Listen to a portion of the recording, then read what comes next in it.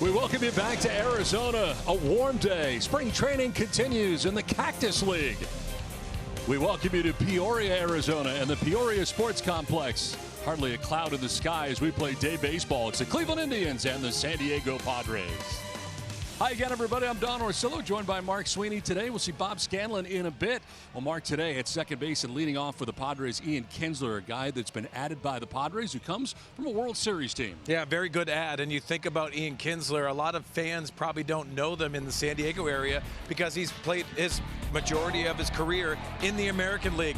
Very talented. If you think of it, 57 hits away from 2,000. So he knows how offensively to impact a game. He has that clutch gene that I think a lot of people love. But defensively, he showcases that, and I think it gives some stability to the San Diego Padres. It's very important, but if you start looking at his resume all the way down, and you mentioned it, Don, 3 World Series, 2 with Texas, and last year winning a World Championship with the Boston Red Sox. That's the reason why he is here. He is trying to really incorporate that winning attitude with a lot of the young players in camp. An important veteran, an important piece for the Padres. He will be leading it off today for San Diego. Leading it off on the mound today for the Padres, Joey Lucchesi. He'll get the ball. We return. Padres manager Andy Green weighs in on the rotation. But Bob Scanlon joins us next from Peoria.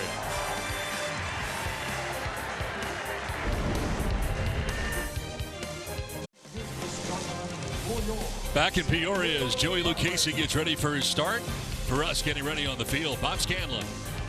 Well, thank you, Don. Heading into spring training, there were 2 main questions that the Padres had. Number one, would they be able to sign Manny Machado? Well, we know the answer to that. But the other question was who was going to man the starting rotation. They do not know the answer to that. Andy Green has made it very clear that it is an open competition. No jobs are going to be handed out. But if you look at last year's results, there's clearly 2 guys who should be front runners, as Andy explains. Yeah, I think we got a ton of competition coming into camp. We have guys that did some nice things last year, and Eric Lauer and Joey Lucchesi probably have a leg up on guys. I think Robbie Erlin flashed some good stuff at times, and then really it's a free-for-all. See who rises up. The opportunities there. We've seen guys get off the mound early, and excited about some of those young guys that are in camp. There's more and more talent than we've ever seen here. Well, here's a couple of the candidates. You see it's quite a long list. At the top of it is Joey Lucchesi. He led the team last year in wins. He led in strikeouts. He was second in game start and innings pitched, so he is clearly one of the front runners. If he happens to be the opening day starter, by the way, he'd be the youngest starter since Andy Bennis in 1993. Well, he's going to be going up against the Cleveland Indians. Padres, Indians. Cactus League Baseball. First pitch coming up next, right here on Fox Sports San Diego.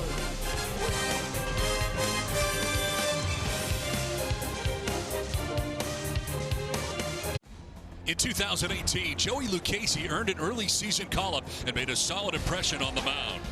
And he does. Strike 3 call. On 1 and 2, he gets it. At times, his trademark churve baffled opposing batters. There it is, the downward plane, the depth, and once again, it's the churve. This season, Joey aims to build off his rookie campaign as he vies for a spot in the Padres rotation. Padres and Indians starts now.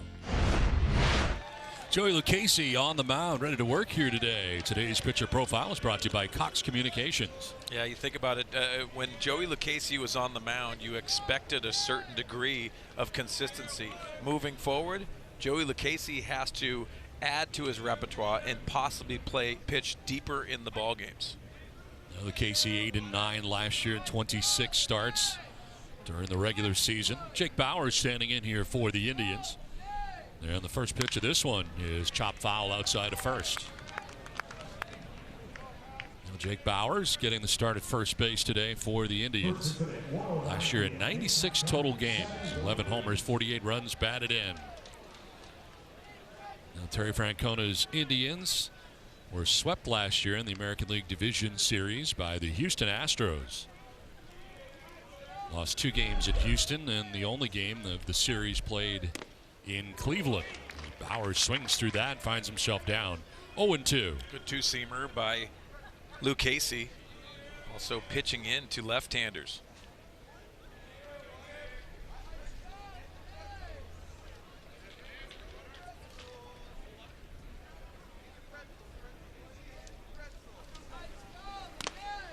Strike 3 call. Picked up the outside corner. Good start to the day for Lucchese. Well, Don, great location, and what you got to love is how he set that up. The previous pitch really indicated how he can open up that pitching lane on the outside corner. Perfect, and nice presentation by Austin Hedges. One down here in the first inning for Tyler Naquin. Padres playing for him to pull as he stands in on the left side. Back-to-back lefties to start the day for Lucchese. 61 games last year for Naquin. Finished up at 264 for the Indians.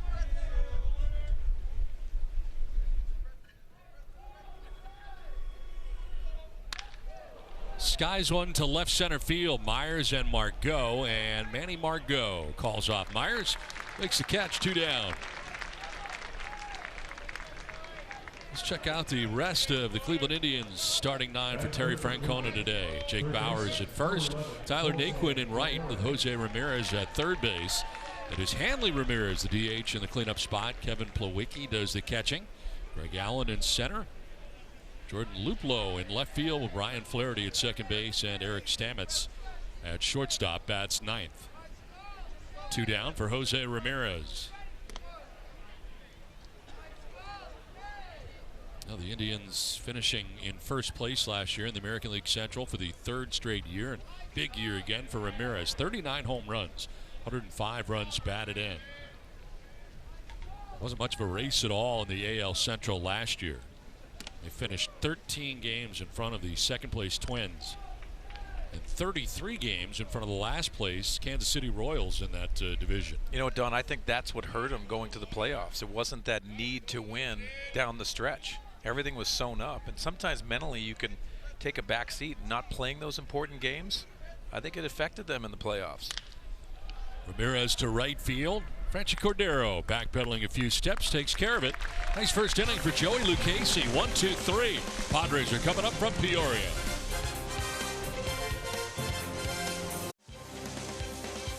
Fox Sports San Diego presents Padres Baseball. Brought to you by Sycuan Casino. Opening in 2019, Sycuan's brand new 300-room resort and hotel. Back in Peoria, spring training rolls along from the Peoria Sports Complex, where the Padres come to bat here after a 1-2-3 first inning. Let's check out the Padres starting 9 for Andy Green today.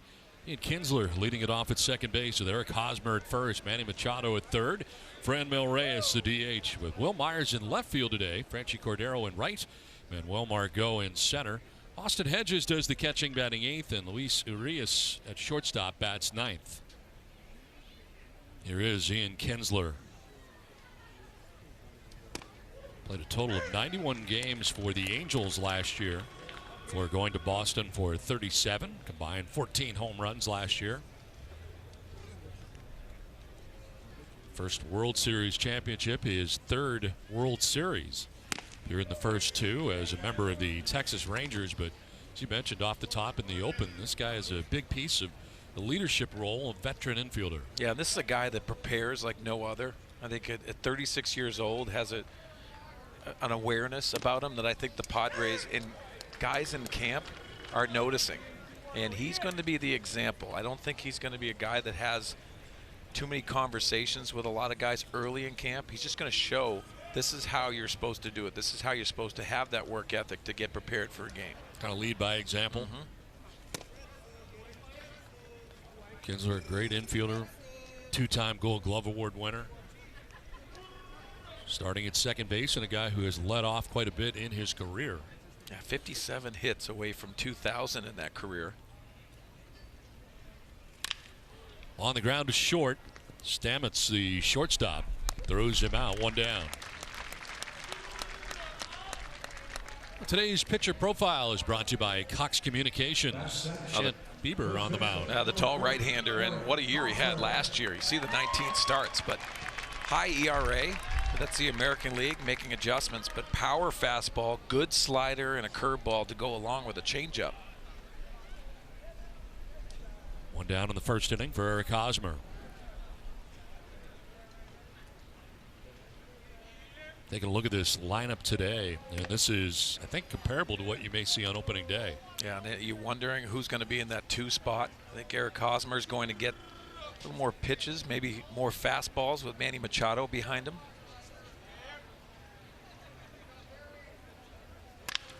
Sharply hit down the line, off the glove. Bowers into foul ground. The throw up over the pitcher covering.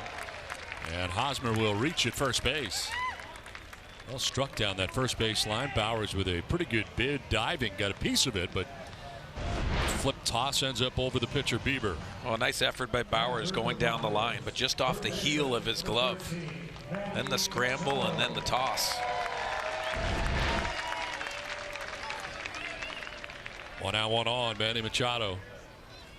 37 home runs last year between Baltimore and LA. 298 average, 107 runs batted in. Played in every game. And that's the thing. He's done that twice in his career.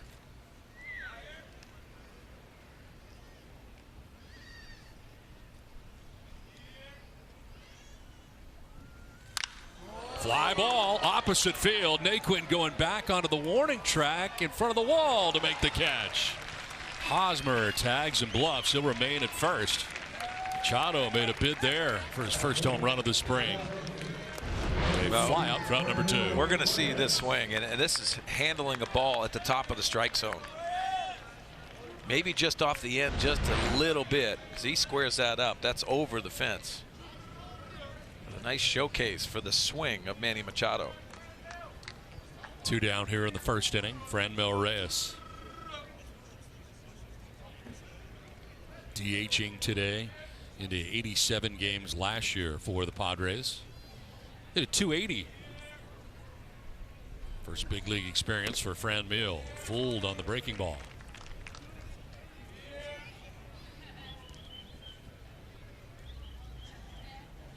Reyes DHing today.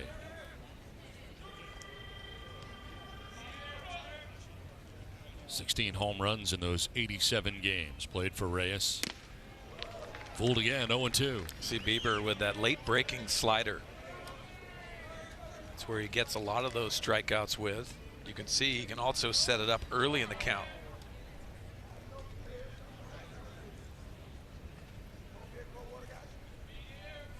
Two down, Hosmer at first, and Reyes down on the count, 0-2.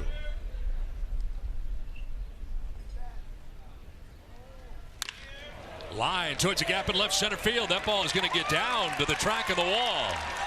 Hosmer racing towards third and maybe beyond. They are going to wave him. Throw is cut off, and Hosmer scores on an RBI double by Franmil Reyes, and the Padres strike first on top 1-0. Franmil Reyes drives in the game's first run. You know, at times last year, Don, we saw some really good two-strike hitting middle of the season, and I think that's exactly what you're going to have to try to do. Minimize those movement that you have until you get 2 strikes. You get a mistake and you shoot it in the gap. It's nice hitting by Reyes, especially with 2 strikes and 2 outs. So Reyes at second base, 2 down, brings up Will Myers. Myers getting the start in the left field today. He has started in left and in center so far this spring. I think it's going to be versatility when it comes to the outfield and opportunities. What's going to set up best for Andy Green when you're facing left-handed pitching?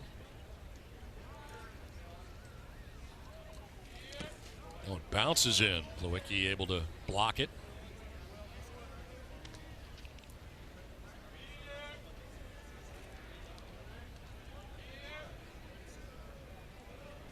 Myers in 83 games last year, on the DL a lot during the course of the year.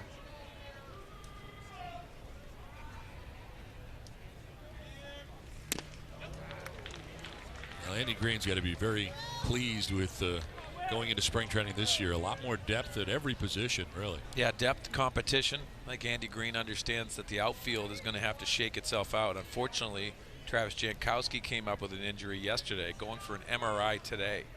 Didn't look good.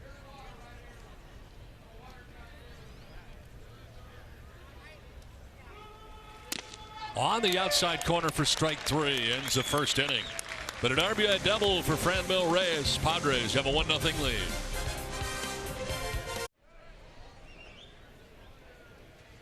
Padres have a 1-0 lead for Joey Lucchesi, who had a 1-2-3 first inning. And now it is Hanley Ramirez leading it off here for the Indians in the second inning. Drives one to deep right field, but Cordero back there with room and makes a catch out there and right one down. Well, Don, let's take a look at the Padres defense from left to right as Myers, Margot, and Cordero, who caught that ball. And also at third base, Manny Machado making his second start in a Padre uniform. Luis Urias at shortstop, Ian Kinsler at second base, and Eric Hosmer at first. Austin Hedges catching Joey Lucchesi. And one down here in the second inning. Kevin Plawecki stands in. Casey has retired the first 4. 3 on fly ball outs and a strikeout. Well, Padres announcing today that they have sold out opening day. This is the earliest that they have ever sold out opening day at Petco Park. Exciting. I think the big man at third base has a big influence on that. Everyone gets excited for opening day, but you tend to have that drop off at times. I don't think there's going to be a drop off. There's a lot of buzz going on, not only in this camp but also in baseball, and it's because of that man right there. Manny Machado accelerates that maturation process for the Padres. One down in the second inning. Outfield playing for Plawecki to go the other way.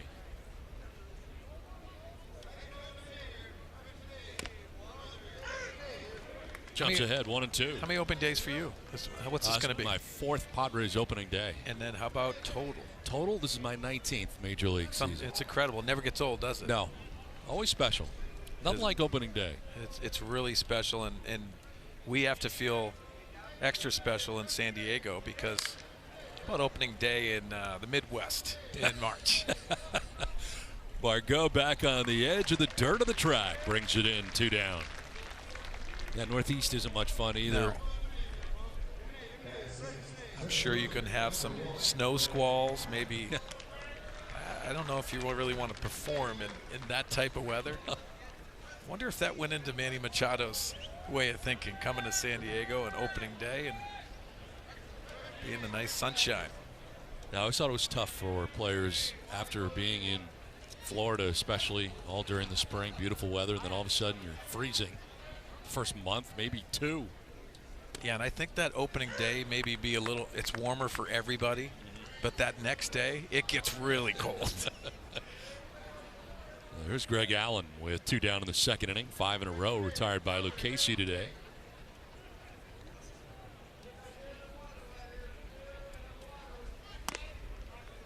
Casey appears to have kind of a confidence to him, maybe perhaps coming into this year knowing what to expect and knowing that he's likely in the rotation heading into this year. Yeah, I think that's pretty important because it's that presence on the mound, which I think at times wavered if you're watching Joey Lucchesi last year, but now it's that confidence that you start settling in and you realize you deserve this, you belong.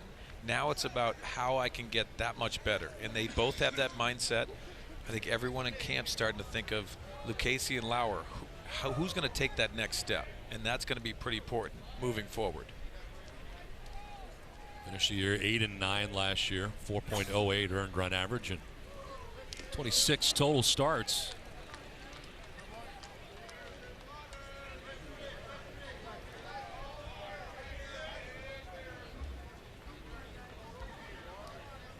Look at the breakdown for him last year, 64% of the time fastballs. Off speed stuff 36% of the time. A lot of that is that curve, that is really that mystery pitch. Seems like the hitters have a tough time getting a feel for that one.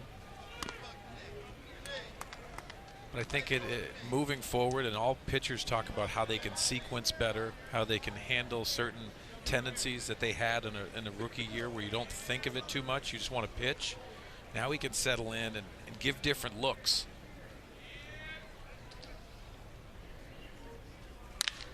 Back to Lucchesi and by him.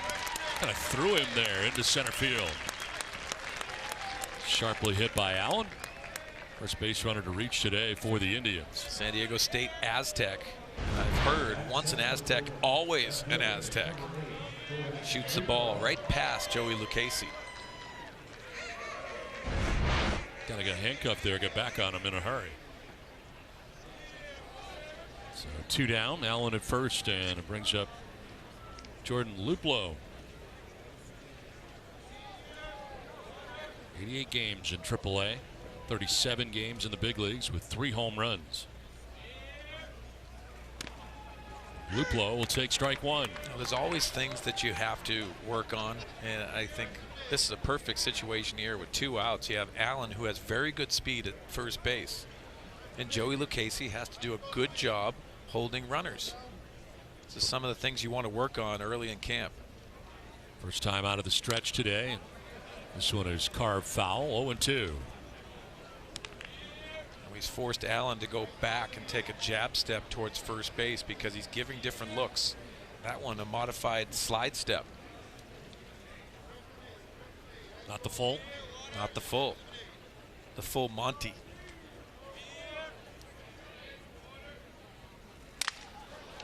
To short. Urias with the throw. Nice play from deep short. Got it there in time. Have an off-balance throw, but well done. Inning and a half done. 1-0 San Diego. Welcome back to beautiful Peoria, a 1-0 Padres lead as we head to the bottom of the second inning. And as was noted earlier, Travis Jankowski injured in yesterday's ball game on a diving play in right field. It was the 3rd inning. He dove for the ball, and as soon as he came up, you could tell that he was not right. He was grabbing his wrist right away. He dropped his glove, and within a few seconds just took himself out of the ball game. So certainly a scary moment. Now they are doing tests on him. An MRI is going to be run on him today. We do not know the results yet, but fingers are crossed it is nothing serious. But it sure was a scary moment yesterday. And guys, obviously you go from a situation where you feel like you have an overabundance in a certain position, and granted, it's not just losing one outfielder. You're losing a guy who can cover center field with great defense and add speed to your lineup. It'll be interesting to see how the Padres try to recover from that.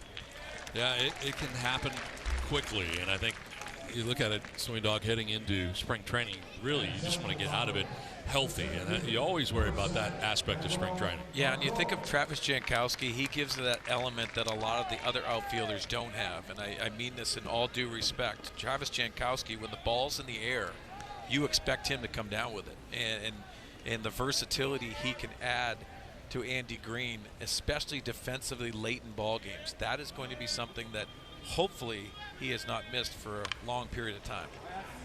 Margot trying to bunt his way on here, fouls it off.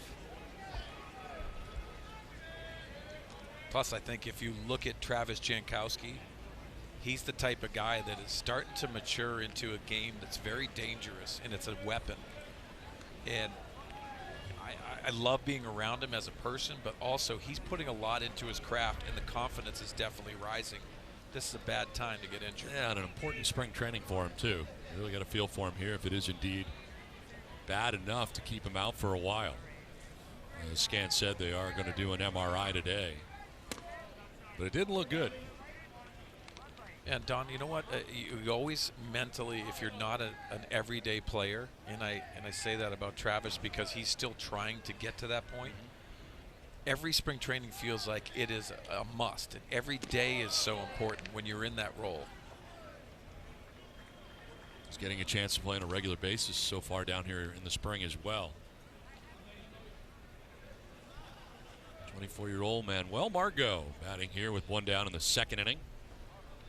141 games last year for Margot. Oh, almost hit him. You know, a lot of the Padre fans don't get to see Manuel Margot in his work down here in spring training. It's a confident Manuel Margot. That's what I would like to see moving forward, and hopefully he can hit the ground running.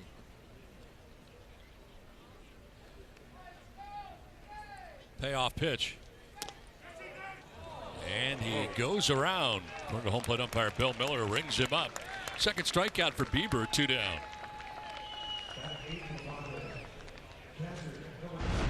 Now, looked like a check swing to me, but see how far that barrel goes. Yeah, goes a little too far. Bill Miller calls that on his own. 2 down here in the second inning brings up Austin Hedges.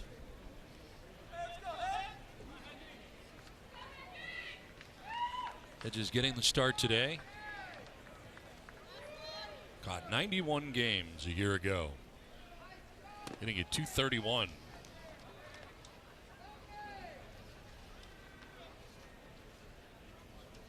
.14 homers, 37 runs batted in. Get the impression he expects to be the catcher, starting catcher on a regular basis heading into this season. Different purpose for Austin Hedges coming into this camp. Looks like he's bulked up a little bit, looks very good, but also focused. I think that task is exactly what you just said, Don. He wants to play more games.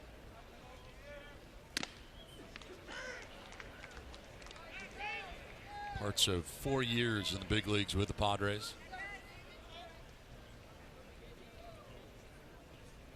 Originally a second-round pick back in 2011.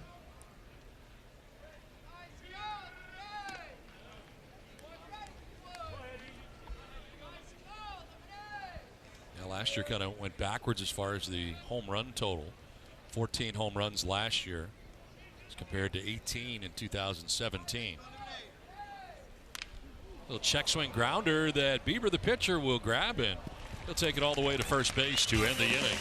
Hedges and the Padres down in order, 1-0 San Diego. Top of the third back at the Peoria Sports Complex. Padres have a 1-0 lead. It is great to welcome the new bench coach for the San Diego Padres, Rod Barajas. Rod, how you doing? I'm doing great, fellas. How you guys doing? Very good, very good. So glad you're here now. Of course, we talked to you over the years as the manager of the El Paso Chihuahuas, and now you're on the Major League staff. Your thoughts on your new position? Well, excited. Spending 3 years in El Paso and, seeing all these guys come through the system and, just already having those relationships with them is kind of a perfect fit. So I'm really excited about the opportunity and looking forward to getting to work. Rod, I'm sure it feels really good to be back in the big leagues, but you've spent a lot of time with the guys that are starting to infiltrate this roster already here in the big leagues, but also guys that have opportunities coming up. How important is that to make it more comfortable for them? Oh, it's huge. It's nice to see familiar faces, voices, people that you trust, people that you're around all the time. To have already built those relationships with these guys. They know I'm an open book. Whenever they have any questions, they're going to get honest answers. So having that relationship has been it's been awesome so far. Right, we were talking about it the other day. I think that AAA managers, one of the toughest jobs in all of baseball. I mean, you got guys coming down that obviously are not happy to be there, trying to keep the atmosphere positive. That's a tough job.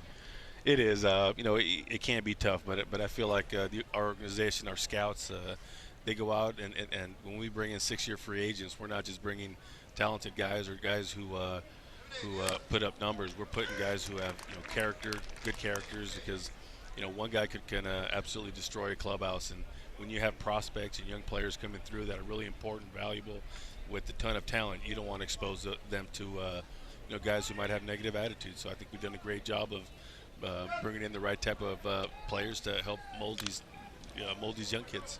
Rod, if you think about it, your responsibilities, obviously a bench coach is the running game aspect that you have to handle, but also let's touch on Austin Hedges and what he's going to do and how he is going to be a better player.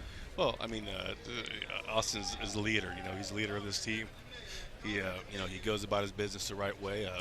And he's an elite defender. I mean, he's a guy who can do it all. He blocks, he throws, he receives. He's as good as they come. So he's going to be, he's going to be huge for us. He's going to be the big part of what we're doing pitching-wise with all these young arms. If you don't have a veteran guy, a guy who cares about calling a game, guys who cares about his pitchers, it might be a long season. But we have the perfect guy with the perfect mentality behind the plate. Well, you got to love the coaching staff, but also how much is it for the massage for Doug Bachler behind you? How much are you charging me for the massage? $40. $40 massage. I know, it's terrible. Wow. Well, it had to be very rewarding for you. I mean, you did such a great job in El Paso. Of course, won a championship there in the PCL, and it had to be very rewarding to see a lot of your guys going up and doing well at the major league level. Oh, without a doubt. Whenever the pods are on and we're not playing at that time, or BP's over and the pods are on the East Coast, the game's always on. So, to see a Fran Mil Reyes or to see a Mejia, to see Nurius when he went up, to have an opportunity to go up there and play and make an impact on the baseball game on a daily basis. It's there's not much more much things that are better than that, watching these guys perform. So it's been exciting, it's been fun, and I love where we're at right now with all these young studs. Talking to Andy Green over the years, he has really appreciated the communication level that you had with him. You guys were talking quite a bit with guys coming up and down, and now you're doing it next to each other. But it seems like a very comfortable relationship. Oh, without a doubt. When we started working together 4 years ago, my message to him is I'm going to be honest. Whatever I see down here in AAA is what I'm going to tell you. I'm not going to sugarcoat things. If I feel somebody's not ready, then I'm going to let you know. If I feel like somebody who maybe isn't on the radar and I feel like he's the best fit for the Major League club or whatever the need is, I'm going to let him know. So there's been that honest relationship, a comfortable relationship, and having been around each other for 3 years now, we're very, we kind of know what we have going on. Rod, you look at Francisco Mejia. What's the ceiling for that the young player? Oh, man. I look at him and I see a Pudge Rodriguez type of player, short in stature, quick feet, probably the best throwing arm in the game of baseball from behind the plate. It's something special. So, I mean, he can do a lot of things. He can do them well.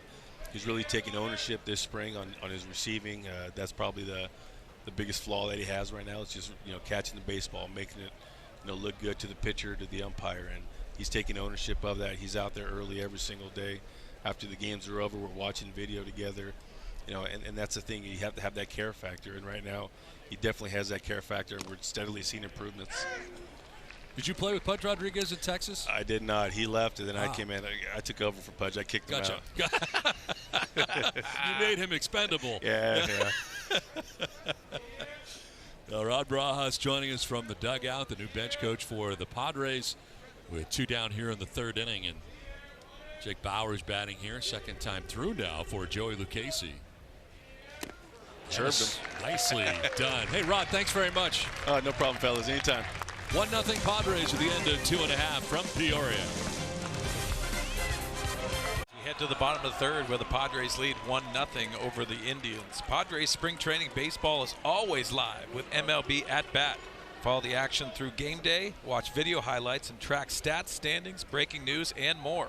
Download MLB At Bat now. Bottom of the 3rd inning. Urias leading it off and taking strike 1.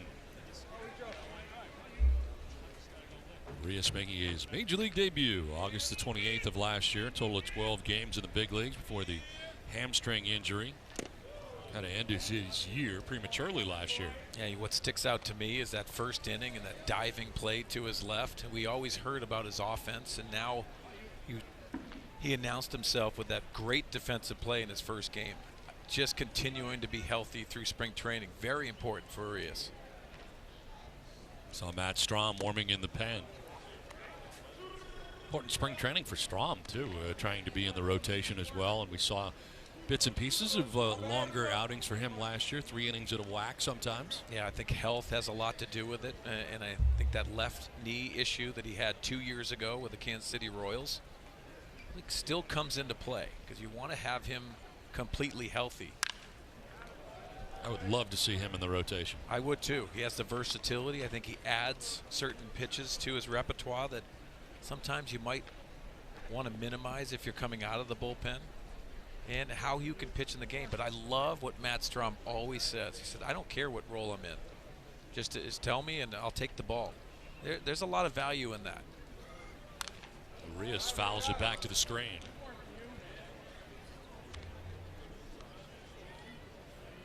Urias starting at shortstop today and maybe doing so on opening day. Tough to tell here, really. Ian Kinsler is at second base today, and he's waiting on deck. I guess one of the big question marks is whether Fernando Tatis Jr. will start the year on the Padres or start the year at AAA as Urias strikes out. 3rd K for Bieber, 1 down.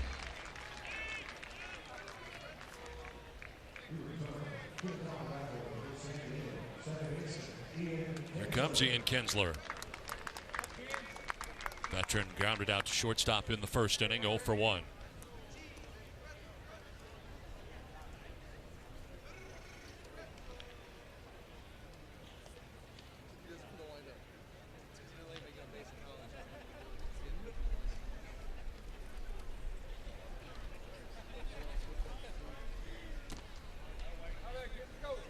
Kinsler resides in Dallas, Texas.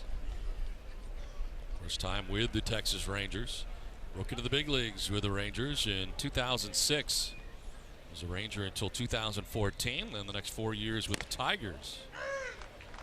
Before going to the Angels and Red Sox last year, but as you pointed out in the Open today, his entire career spent in the American League. Yeah, and he's put up pretty good numbers, and you think he's had 2 years where he's had 30 home runs and 30 stolen bases. So the production value is there, and I said in the Open, he has a clutch gene, which really comes into play. I think that's going to be pretty important. Grounds out to third, and Jose Ramirez 2 down. A lot of guys that come into those big situations and they flourish in them. Like Ian Kinsler is that type of guy, and you can learn a lot from them. 2 down here in the third inning brings up Eric Hosmer. Had an infield hit in the first inning. Came around to score the game's lone run. It's now 6 in a row retired by Bieber. Half-hearted swing by Hosmer, kind of changed his mind in the middle. Rocking those high socks today too. What a look. He looks speedy, doesn't he? He does. Very fast. I always said don't put attention to your feet if you don't have good speed. You know those flashy cleats? Couldn't wear those. So he's going to have to run really fast today. Maybe his legs feel good. Did you ever wear white cleats in any place you were at, any of your stops? If I did, they were probably borrowed, and I wore them inside the locker room. That's about it. Hosmer late on that, strikes out. 4th K for Bieber. A 1-2-3 third after 3. Padres have a 1-0 lead. 1-0. Padres have a lead over the Indians. We head to the top of the 4th inning, and Matt Strahm into the game. 41 of them last year, and a 2.05 earned run average for him.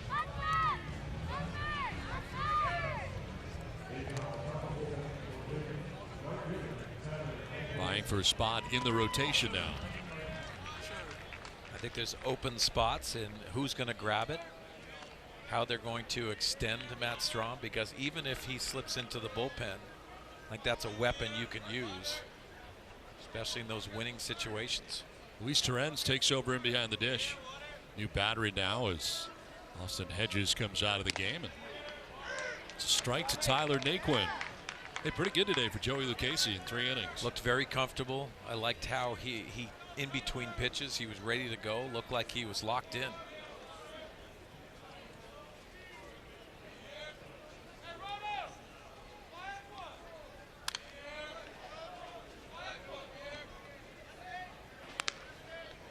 Now Strahm coming over from the Kansas City Royals, along with Travis Wood at the time, in exchange for Ryan Buchter, Trevor Cahill, and at the time the Padres closer Brandon Maurer.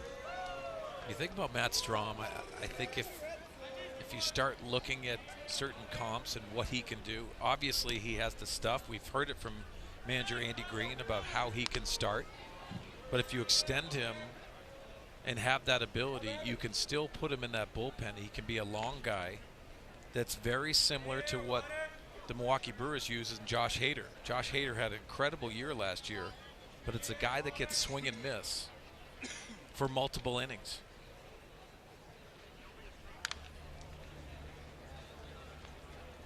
It's become such an important part of any team's success, having that kind of swing guy, a guy that you can bring in key times during the games when you don't want to use your closer. Yeah, I think a lot of people talk about win probability now, those type of games that you have to lock in, and the importance of what a bullpen is. It's not necessarily the last 3 outs and how you set up your short relievers. Sometimes it's the middle of the game in those big situations. Kind of started with Andrew Miller and the Cleveland Indians. You're exactly a couple right. years ago. Terry Francona he was a closer at the time, in the middle of the game, sometimes in the 5th inning, sometimes for multiple innings. He did it all. You have to have the right guy with the right mindset really to do that. Yeah. 1 down for strikeout for Matt Strahm. Let's check in with Bob Scanlon. Well, guys, it's so good to see Matt Strom feeling healthy this year, and he's 100% for the first time in a couple of years. Remember, in 2017, he had that torn patellar tendon. He missed a lot of the season. Last year when he came back, he wasn't even 100% yet. He lost a lot of weight, so he spent the offseason trying to put on some weight. He put on 15 pounds of muscle, and there you see the diet that he was on. A lot of raw eggs, a lot of working out. Actually got himself up to 200 this year, and he said even last year he had an atrophied leg, a big hole on the side of his leg. He just didn't feel 100%, so he's back. Had 2 different workouts this offseason as well, guys. At first he was doing a certain program, and the Padres said, might be losing a little bit of flexibility, so he switched over. But the bottom line, he's bigger, he's stronger, and he's feeling good, ready to go, whether in the rotation or in the bullpen. Scan to me, that says eggs. Yeah, that's an eggs program. I don't know about you guys, but I really like cooked eggs. I don't know. Hey, at least he wasn't doing the Rocky Balboa, drinking them raw in a glass. I was going to ask him, cooking did he run in Fargo, North Dakota? Did he run the streets? Deep short. Reyes with his second good play out there at shortstop. Throws a little bit off the mark, but Hosmer there. There are 2 outs in the inning. Wow, that was a lot of eggs in one day. I would rock the Rocky music and run the streets, and maybe you got some young kids running out and following you. Just don't know if they have those steps that Rocky Balboa ran up to. There'd be a lot of snow he'd be running through as well, right, Swains? Exactly. Get those snowshoes on. 2 down here in the 4th inning brings up Hanley Ramirez, his second plate appearance. DHing today, flat out to right. Well, I see this sometimes in spring training. If guys do not get enough throws in during their start, sometimes they go to the pen for more. And that's what Joey Lucchesi is doing right now, it appears.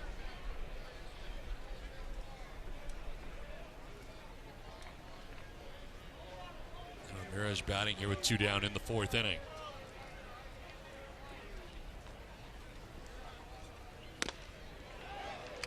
Oh, and 2.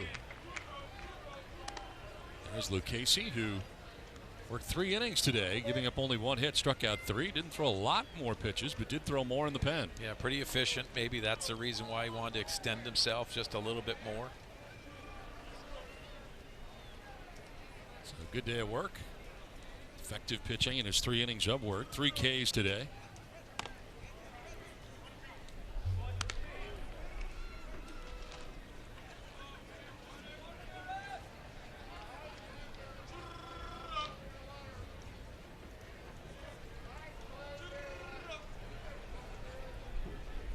Starters starting to get a little bit more stretched out now.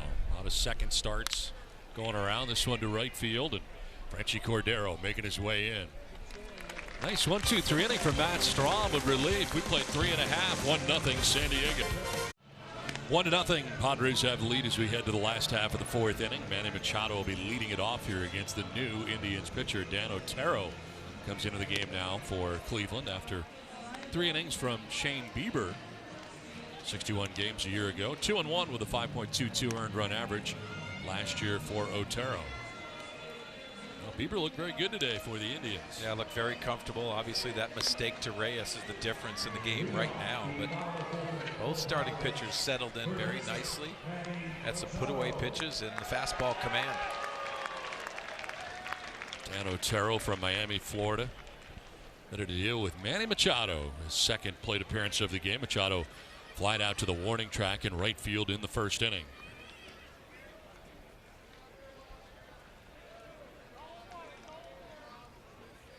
"96 games with the Orioles last year, 26 with the Dodgers before the postseason. 37 home runs a year ago for Machado.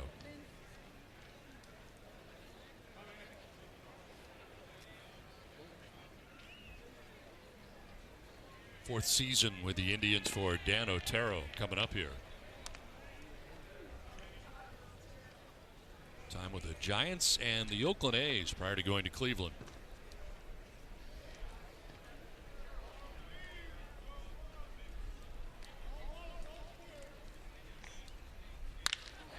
Towards right center field, and that ball is going to get down. Gapper to right center field for Machado. Headed to second base. Got himself a double, his first hit in a Padres uniform to right center field for Manny Machado. Well, get used to it, Padre fans. He first came up to the big leagues known for all those doubles, had over 50 doubles in his first full year, but now you see him shopping the gap. Also coming along with those doubles is going to be home run production.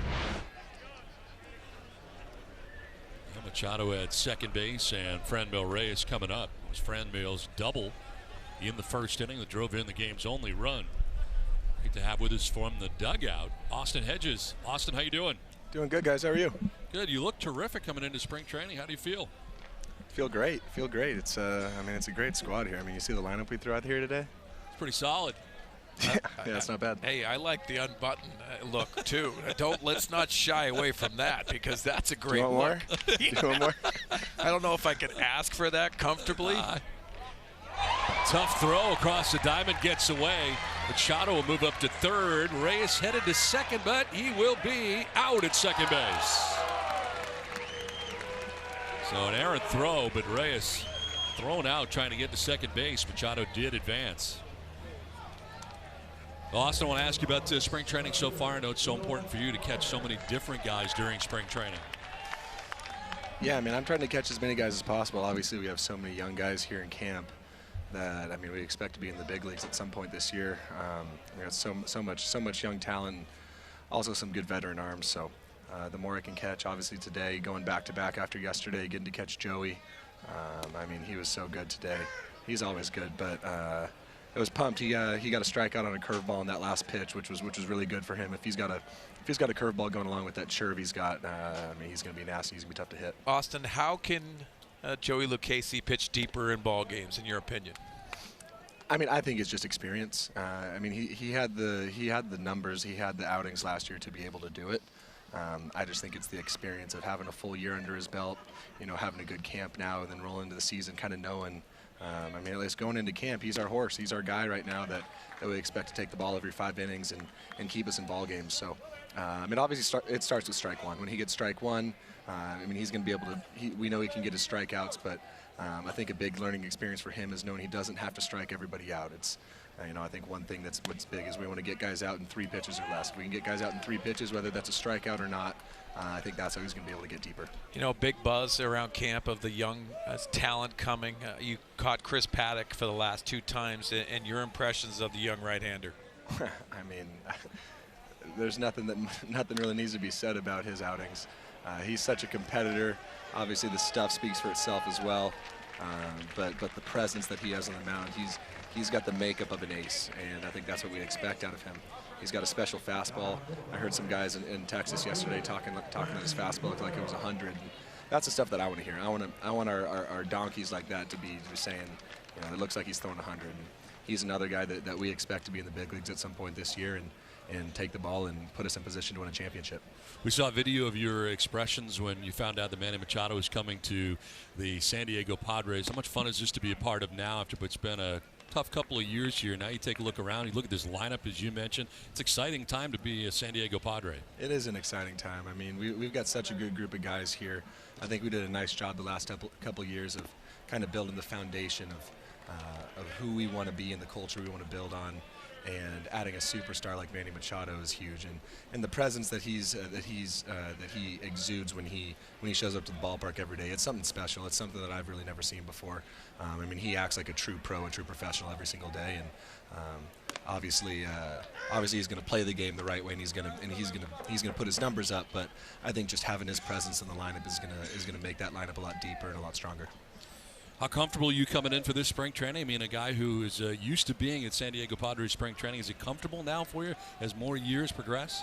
It is comfortable. I mean, it's exactly where I want to be. That is awesome. Liner to center that's going to get off of Allen. From third comes Machado. To second base goes Franchi Cordero. And the Padres take a 2-0 lead. That's all I see right there. We got so much depth in that outfield, don't we? It's so good, and you think about the swing that Franchi Cordero has. Yes, he has that light tower power, but shorten up, take his knock right there. It's so much fun to watch these guys mature in front of you, isn't it, Austin? Oh man, it's amazing. It really is amazing. It's but like you were saying, I think I know I feel comfortable here. Like I was saying, it's exactly where I want to be. It's home for me here in San Diego, and the group of guys that I have around myself. from top to bottom, even guys that won't even be on the 40-man. I mean, not on the 40-man, on the 25-man.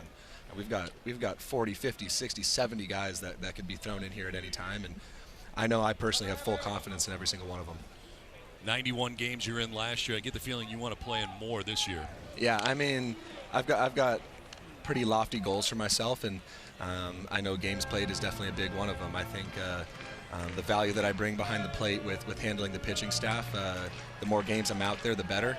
I love working with these guys. They're so much fun, and obviously when they have such good stuff, it makes my job easy. But like a guy like Joey out here today, it's so much fun to work with a guy like that because he's got so much stuff going on with movement, with deception. The more I can walk him through the ideas that I have with my game calling and how we want to attack hitters, I want to be out there as much as possible and just working with these guys and bringing a championship here. Well, you seem like kind of an extension of the coaching staff in some ways. How often do you work with Darren Balsley, for instance? Every day. I mean, Darren's my guy. He showed me the ropes. He was the first guy that ever told me how to do a scouting report, and he's the mastermind behind a lot of stuff that we do. And I've learned so much from him. So as much dialogue as I can have with him about, whether it was a good outing for a pitcher or a bad one, I just want to talk to him about what he saw, what he might have done different, or what he liked at, what I called. And the more I talk with him, I mean, he's worked with so many good pitchers with great careers. So the more I can learn from him, the better. Well, it's always great talking with you, Austin. We really appreciate the time. Thanks for joining us, and good luck this season. Awesome. Thanks, guys. Down to third base, Jose Ramirez across the diamond for the out that will send us to the fifth inning. The Padres tack on another run. Our thanks to Austin Hedges for joining us. 2-0 Padres. Now the Padres leave 2-0 over the Cleveland Indians and head to Petco Park on Thursday, March 28th to celebrate the 2019 opening day. All fans in attendance will receive a Padres opening day hat presented by Saquon Casino and Resort as the Padres take on the Giants at 1:10. Grab your tickets at Padres.com. Great day to be out there on the berm today in Peoria. Padres and Indians play along to the fifth inning. Kevin Plawecki stands in, and second inning of relief for Matt Strom, who had a 1-2-3 fourth inning. And a strikeout of Tyler Naquin. Plawecki flied out to the warning track in center field in the second inning. Again, our thanks to Austin Hedges. Always enjoy talking to Austin. Always learn something when you talk to Hedges. He's in such a good place, and I think he's taking on that leadership role I think we all expected. But sometimes that organically happens as you mature. And he's got to actually feel one of the older guys here in camp. And anytime you have a guy that has competition, and Francisco Mejia's behind him a little bit, I think it adds that element of, this is my job, and I don't want to lose any of the playing time. And that's a good mindset to have when it comes down to Austin Hedges. Kind of asked him about that without asking him about it, but saying, hey, 91 games last year, you'd like to do more this year, right? It's one of those uncomfortable things because he want to be a great teammate.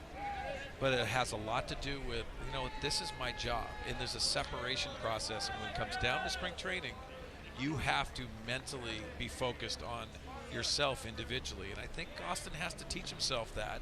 And it's not being a bad teammate. It's about responsibility. He looks at Yadier Molina out there, and that might be a dying breed. But Yadier Molina is an example. The Salvador Perez are the examples of a catcher that can handle everyone, the staff, the trust. Austin Hedges would like to be that guy. And spring training's so important for him to catch as many guys as he possibly can, guys that we may be seeing during the course of the year that he may see, say, in June or July that he doesn't see in April or May. It's got to be such a daunting task to ask how you can handle a pitching staff. And there's a lot of guys here that are on minor league assignments. But moving forward, if you look at how this season is going to be scripted, there's going to be a lot of pitchers that have to eat up those innings. And it might be out of the bullpen. It might be other starters that might not be on this roster. It's a very difficult task to ask Austin Hedges to dive in, and that's exactly what he does, along with Darren Balsley. It's fun to see a guy who has been here, now parts of 4 years with the Padres, so excited about the roster that is on the field today. How exciting that is for him to be here now. Yeah, superstar talent does that. It gives you that comfort level. It's a security blanket because you watch them, and we talked about it on Saturday's broadcast. You watch and you learn from a guy that has a calmness about him, and that's Manny Machado. Hit by the pitch.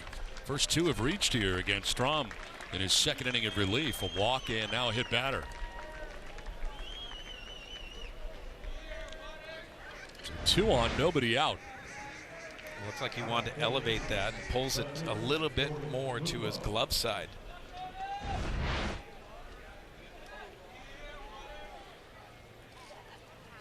Good start to the 5th inning for the Indians. Strom trying to find his bearings here after a 1-2-3 4th inning. Jordan Luplow.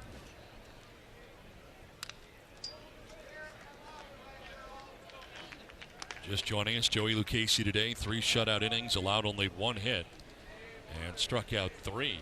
Well, this is the time, especially with no outs, that you'd like to get that ground ball double play.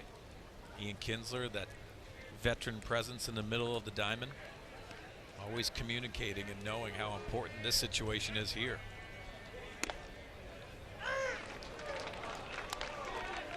There's Ian, always having communication with the shortstop, knowing what position he wants to be in, and also cheating towards second base. Double play depth right now with nobody out. Runners at first and second.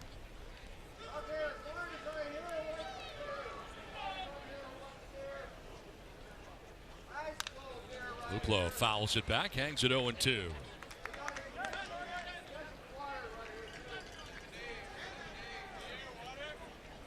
He's going to be careful of the double steal here from the Indians. They steal a lot of bases.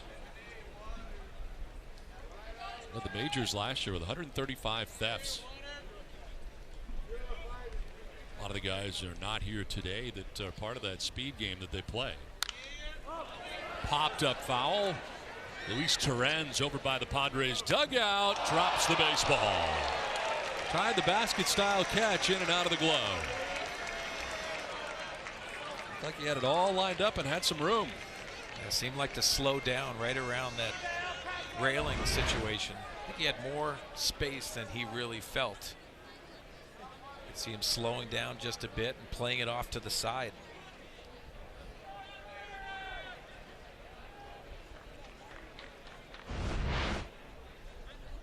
I've talked to a lot of catchers today between Rod Barajas and Austin Hedges, but back to Barajas for a moment. It's going to help to have him on the staff now. Padres really haven't had a catching instructor or coach on the staff for a while. And that's huge. I think it's going to take a little bit off of the plate of Darren Balsley.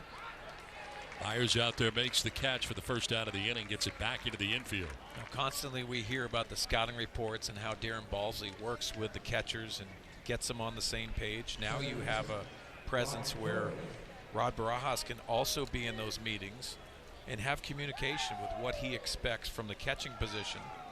And there's always communication when it comes down to the bench coach. He has more responsibilities, but there's going to be a lot, and there's a benefit to having him on the staff. Just like you said, not having a catching coach.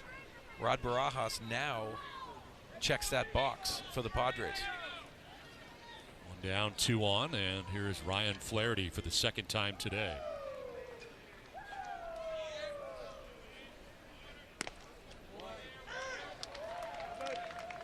Flaherty struck out swinging in the 3rd inning. One of the 4 Ks today for Padres pitching on the afternoon.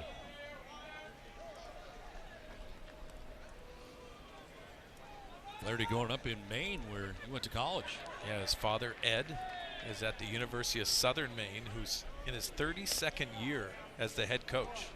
And to put in perspective of the baseball family Flaherty's in, they already named the field after him, and he's still coaching. That's pretty impressive. Flaherty breaking into the big leagues with the Baltimore Orioles last year, spending time in Atlanta. And a liner into right field for a base hit. Plawecki being stopped at 3rd, and it's a good thing he was for the Indians. He would have been out, but bases are now loaded with 1 down here in the 5th inning. It's the first hit of the inning for the Indians and just their second hit on the afternoon. Yeah, Ryan Flaherty takes an elevated fastball and gets on top of it. Nice batting, but watch Plawecki at second base. Almost that little pause with that line drive. And Cordero fires it in, trying to keep them in a situation where they can still, with one pitch, get out of this inning. Bases loaded, one out. Eric Stamets coming up here.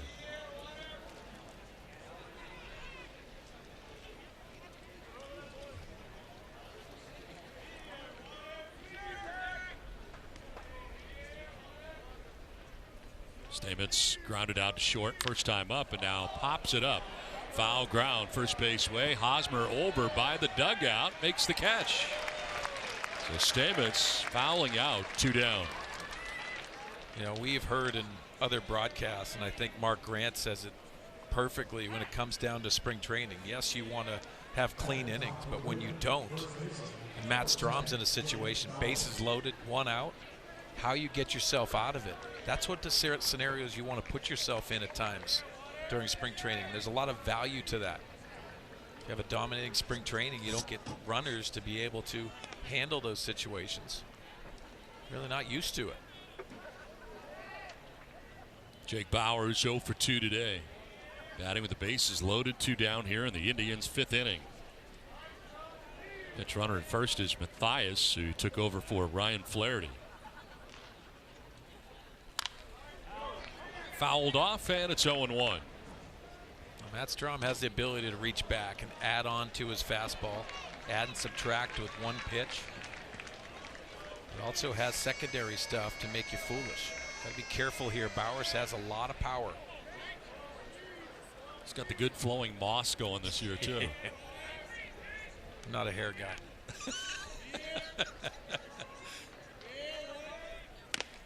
0-2. Forgot about that. Yeah. Not much on hair. You just got to look to your right. You won't forget about it. At any point during the season. Exactly.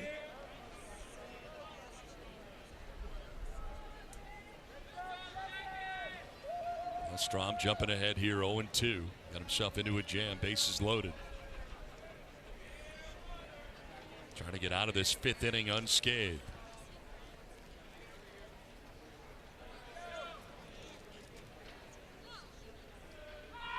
Pickoff play at second and safely back, barely. It's Greg Allen. Strom thought they may have gotten him. Pretty close. Arias coming over from shortstop. Well, you'll see that a lot in spring training, but I love the scenario and obviously the accuracy of that throw. I think Strom even thought he had him. Drop that knee right on that back part. Let's go to replay. Oh, you can't do replay here.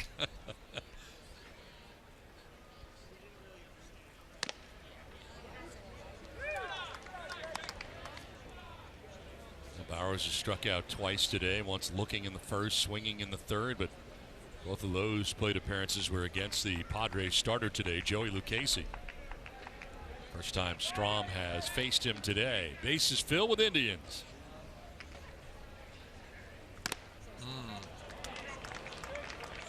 2-2.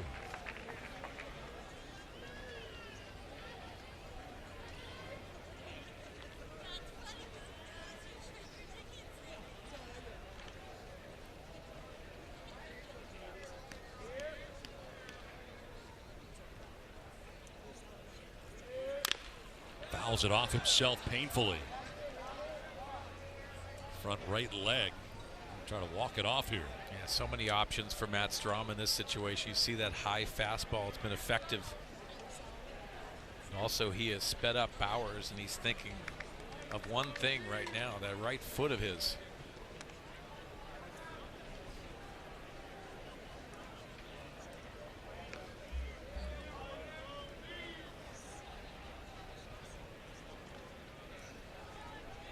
Still hurting.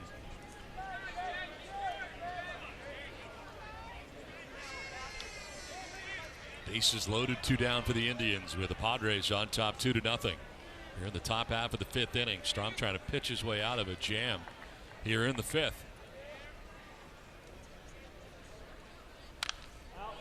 Flared foul, still 2-2. You think Mark Grant's going to implement that feel? I was just thinking again about that. Yeah, there's no doubt in my mind. Kind of glad he's not here. Well, I have a baseball here, and I'm not going to incorporate that because that's your guys' thing. But, man. That's not really us guys' thing. It's really his thing. It's your thing. Makes me to feel like a major leaguer. I felt bad about that elbow. The neck was the one that really kind of bothered me the most. I think it was in Cincinnati. He got me in the neck. I went down too on the knee. You're right, though. The knee was painful. Right there? Right there. And there's a lot of neck that can get itself caught in. But yeah. Slamming that into your my knee, my shin, my ankle, my elbow. The knee gave you a good one. The knee really hurt because I couldn't feel anything in that area afterwards for a while. Popped up. Terens, the catcher, coming back towards the screen. Won't have a play. The second bid that Terens has made this inning, trying to catch foul pop-up. This one out of his reach.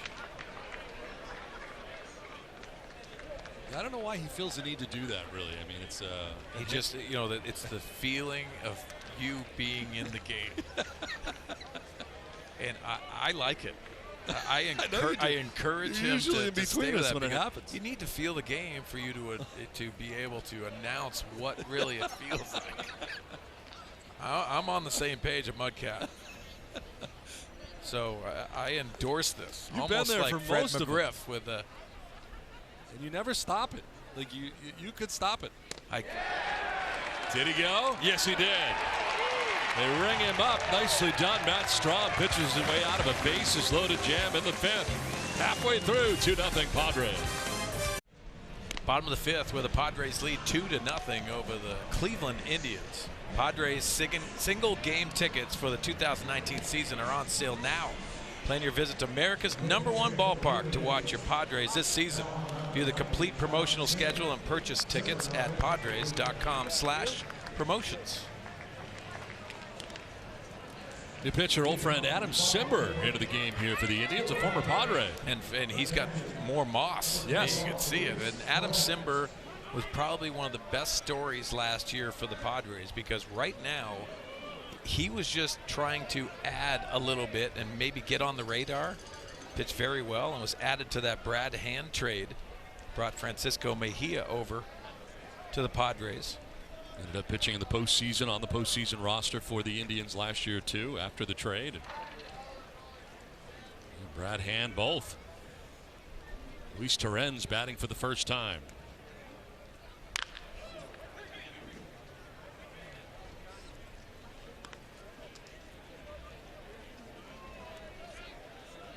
Terens, of course, a Rule 5 draft pick and spent an entire year with the Padres. Last year, back to A-ball. 122 games for Terens.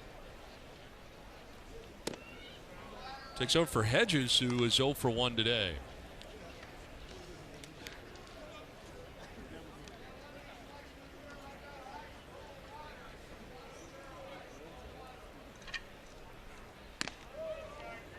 Series of changes also for the Indians.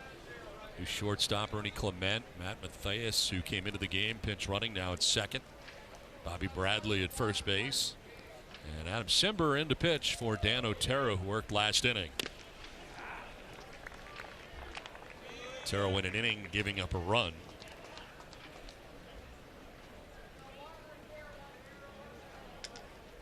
Now, sometimes guys make the team because of what they did in spring training, and Simber was a classic example last year. I don't think he was on anybody's radar heading into spring training that he'd be on the big league team. Yeah, I think a lot of camps are very similar. They have a set roster that they have an idea who's going to be on the team, and there's 2 or 3 spots that come into play. And Adam Simber grabbed that opportunity, and I thought he was fabulous. And the reason why I say that is it looked like he was fearless coming into bigger situations. He earned more situations as the year went on. And because of the surplus of young arms that the Padres have coming up, I think it was one of those situations where you could add him to the trade. It's going to benefit both sides. A lot of times from scouts, it's very hard to evaluate players during spring training just because of who they're competing against at different parts of games. Yeah, and I think a lot of it has to do, you look at Adam Simber, and there's also guys that have that different release point. I think setting up the structure of a bullpen, you like to have arms that can give you different looks. One hopper explodes at Matthias at second base. Low throw, but Terens retired. So 4-3 on the put out, one down. Nice at bat by Luis Terens, and he got battled to 2 strikes, but also put a hard line drive swing. It's got to feel good. Not getting a lot of those opportunities, but put his name into the mix.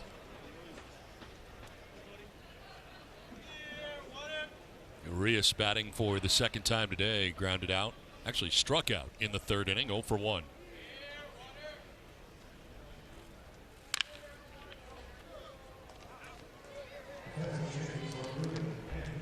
"12 games in the big leagues last year, his only big league experience before being lost for the remainder of the year. September 11th last year, had a hamstring pull, and we didn't see him again the rest of the season last year. Rested and healthy coming into this season for San Diego.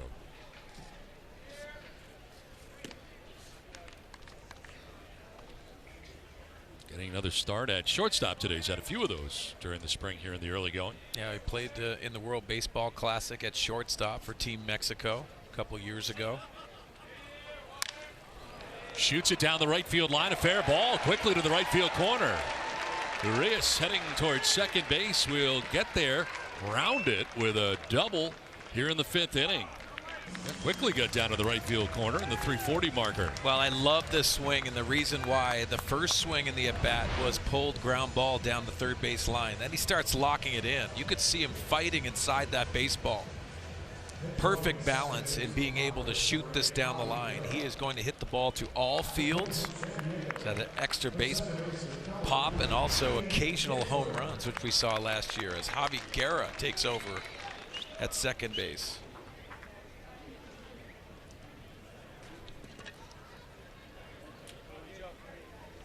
Back to the top of the order. Third plate appearance of the day for Ian Kinsler. 0 for 2. He has grounded out to shortstop and to third. Leading off for the Padres. 14 home runs last year between the Angels and the Red Sox.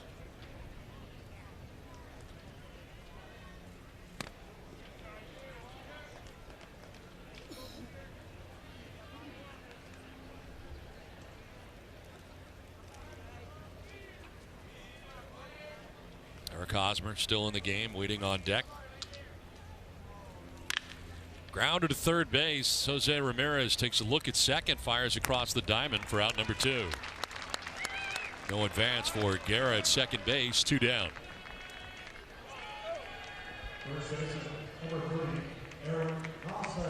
It's likely the day for Kinsler.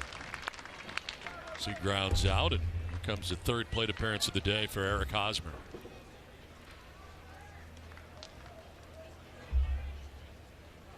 I'm envisioning big things for Hosmer this year. I think last year he kind of came in with the weight of the world on his shoulders after signing the big contract, and everybody expecting a lot of things from him. Didn't get a lot of pitches to hit last year and didn't have a lot of protection. We've talked a lot about the protection, but I think this year could be a big year for Hos. I think so too, and why I say that is you look at his resume, it speaks to that. He's had a couple down years even with the Kansas City Royals that weren't a typical season for him.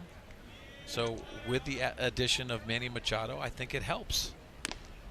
Also puts him in a situation, to your point, that he's going to get better pitches to hit. I think he got pitched differently at times last year. And I also say that he didn't make as many adjustments that I expected for him to do offensively.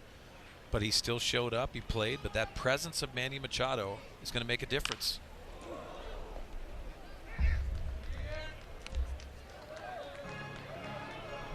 A base hit back in the first inning, scored a run. Struck out swinging in the third inning, 1 for 2 today. Getting his first look at Adam Simber, former teammate of his.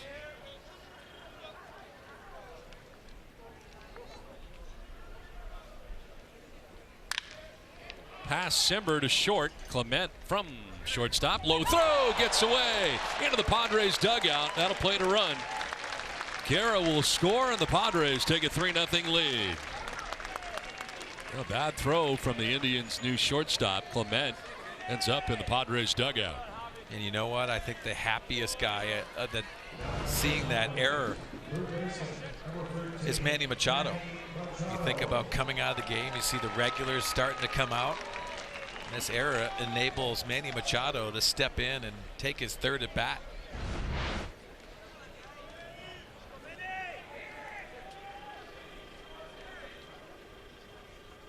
So here is Manny Machado, third time today. Flight out to the warning track in right field in the first and get his first hit and a Padres uniform, a double. Gapper to right center field in the fourth inning.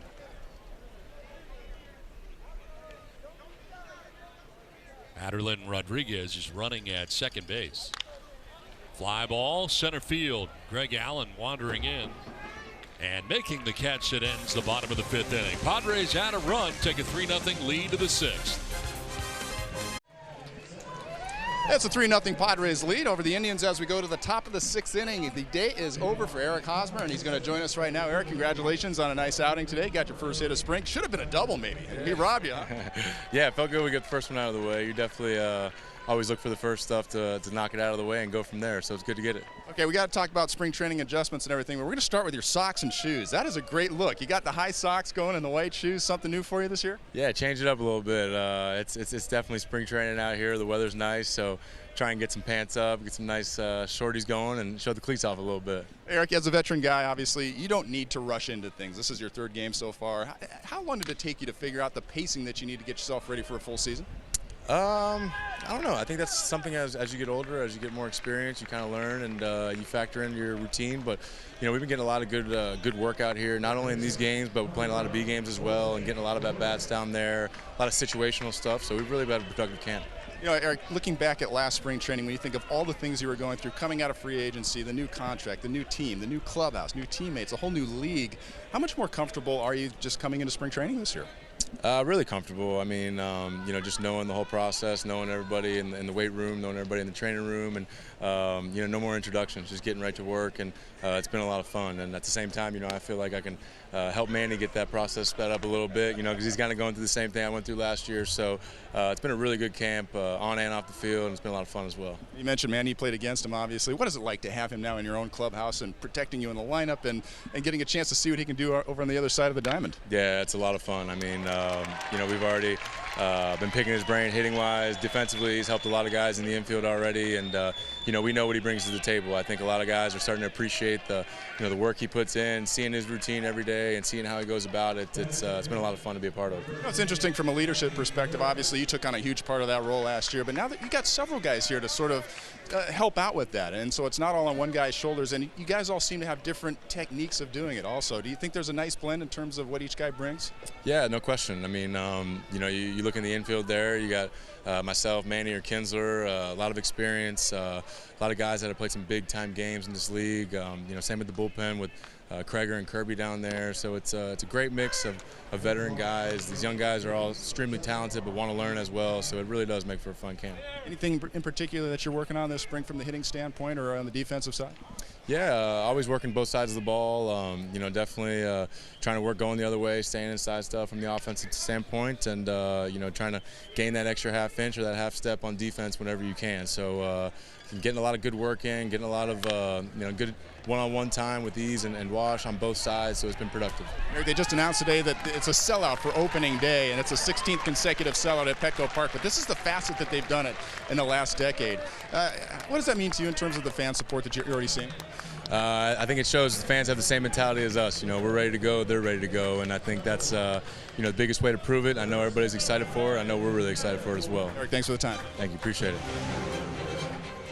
Padres with this lead, 3-0. We'll be right back with some more Padres baseball right here in Peoria. 3-0 Padres have lead over the Indians. We get ready for the bottom of the sixth inning coming up. Great to hear from Eric Hosmer. Padres fans enjoying spring training here in Peoria. And they're bringing back the brown. They are. You always said everybody looks good in brown. Everyone looks good in brown. Well, the new pitcher, Jeffrey Rodriguez. Most of his action last year, AA, AAA. Washington Nationals organization. Franmil Reyes going to lead it off here for the Padres in the bottom of the 6th inning.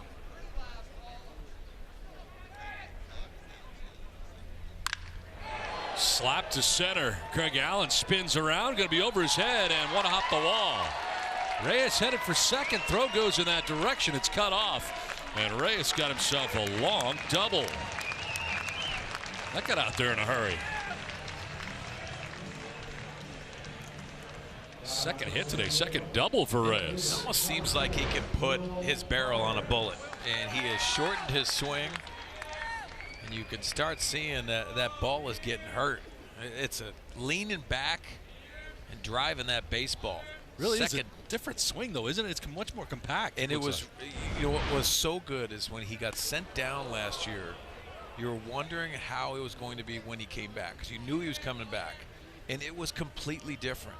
Short swing, but still has that power, but has the ability to hit to all fields and use that and be more consistent.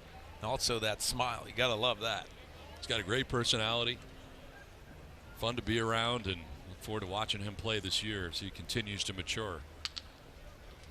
Will Myers batting here. Being buzzed inside, swings and misses this time. Yeah, struck out looking and popped out to first, 0 for 2. The pitcher for the Indians is Jeffrey Rodriguez, their 4th pitcher of the day for Terry Francona. That one kind of slipped out of his hand.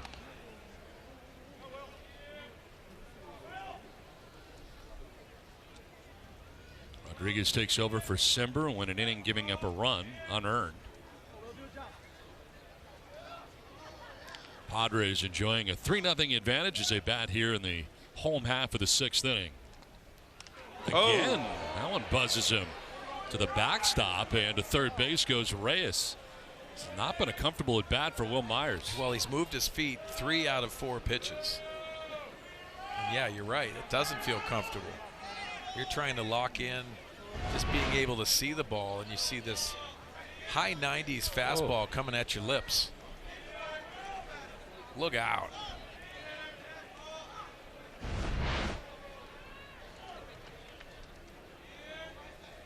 Yeah. Will's taking that all the way. 4 out of 5. I don't blame him I'm either. getting out of here. I'd do the John Kruk and go the opposite box. Well, it's a full count now.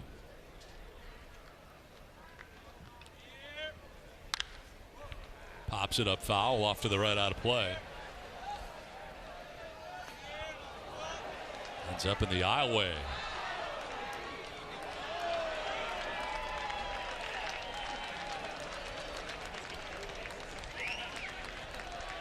Double started this inning for Reyes. Wild pitch got him to third.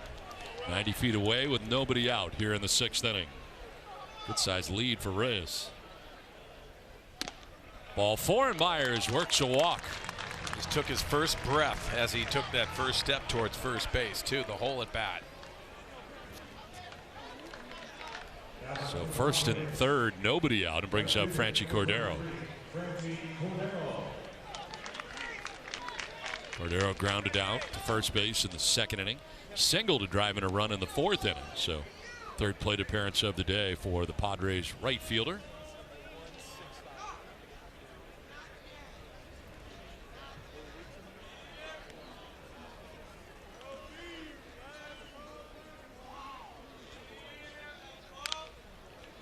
It's gotta be a little scary to be in there with a guy who throws as hard as Rodriguez does, but also a little bit all over the place. You know what? That's what makes it very difficult, and you've heard me say this a bunch, of how to hit in the minor leagues. Because these are the guys that can throw with the same velocity you see in the big leagues, but they don't have the command.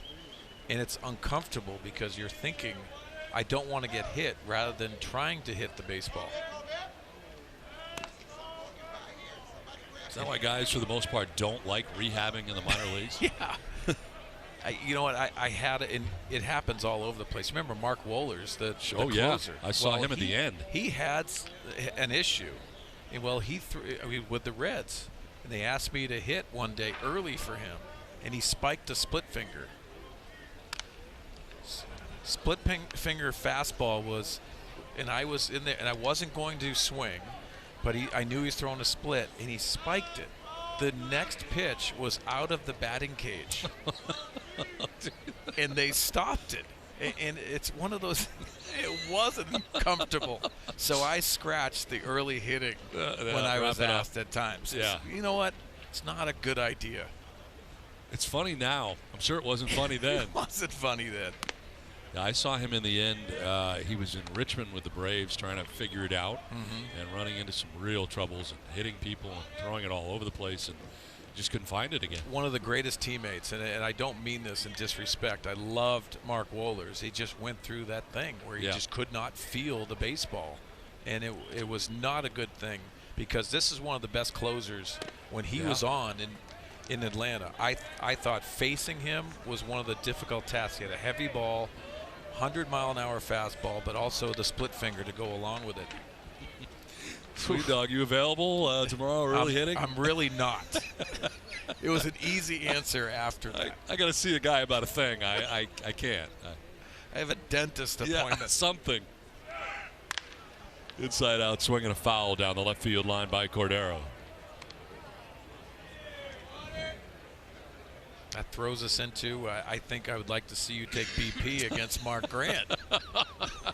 No, because he would hit me on purpose. He would hit me so hard. I think we should get all our camera guys and get them ready, get all angles, and you take BP. I'm going to try to set it up this year.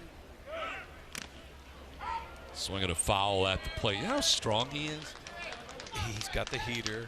He still can throw it. I'm worried about his hamstrings. That's the only thing I'm worried about. Hamstrings and quads. I'm worried about my ribs. But he is. He's going to dot you, and he has the ability to throw where my it is. coconut. Well, you can have a helmet. He'll have a helmet. I'd have to have a really big helmet. Have the mask. Oh, I want the whole thing. I want a cage on the front, like, you know. I actually think I wouldn't mind if you had some protection, like a rib cage thing. But have him catcher's gear. Have him drill you. Start you off with the four seamers right down the middle, and if you start peeking, it's ball four. Down to first base goes Cordero.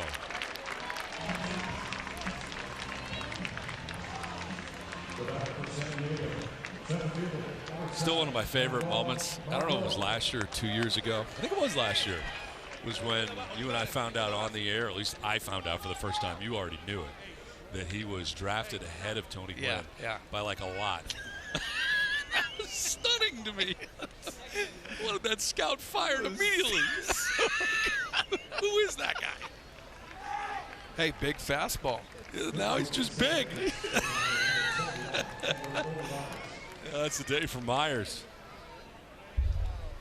I don't know if a lot of people know this, but I've seen you guys this offseason a couple times, and you guys have shed some serious weight. We dropped a few lbs. Did you have a competition? It was time, don't you think? We were tipping the scales pretty good at the end of last season. So I thought it was strange when we had to eat as a group, and I got knocked out of the way by both of you. Got boxed out. 1-0, it's foul tipped. Yeah. Last year, we were in Cincinnati, and we had a 2-hour and 27-minute rain delay. And he documented everything I ate, and they made a graphic out of it, and it was alarming. You didn't feel good about your portion control? The problem was it was all true. There was like 10 items on the list consumed during the 2-hour and 27-minute rain delay. That's not right. They should be on your side. It really, it hit home. It resonated. So we worked a little bit on the offseason. You guys look great. Thanks. You feel good? I feel much better, yeah. You getting your steps in? Get my steps in every day. Ball and 2 strikes to Margot. Bases loaded here. Popped up foul out of play. You expecting a bounce back year for Margot, who appeared to go a little bit backwards last year in year 2? You know, I'm a big fan, and I say this to a lot of the people that have asked me about Manuel Margot. There's guys that have those slumps, the sophomore slumps. I think it was more than that. He didn't look confident as a player, and he looked uncomfortable offensively. That being said, it looks like he's back to where he was 2 years ago now, and what he's trying to do offensively. Slash the ball to all fields, have the ability with 2 strikes to take the ball the other way. And it's really important for him to get off to a really good start, in my opinion. Man, God, he did. Strikes out. First out here of the 6th inning. Second time today that Margot has struck out. I think everyone would love to get off to a good start. I think mentally it's more important for certain guys, and Manuel Margot fits that bill for me. There's Torrens for the second time, grounded out in the 5th inning, 0 for 1. Yeah, you never want to have that here we go again type feeling to begin the year if it doesn't start well.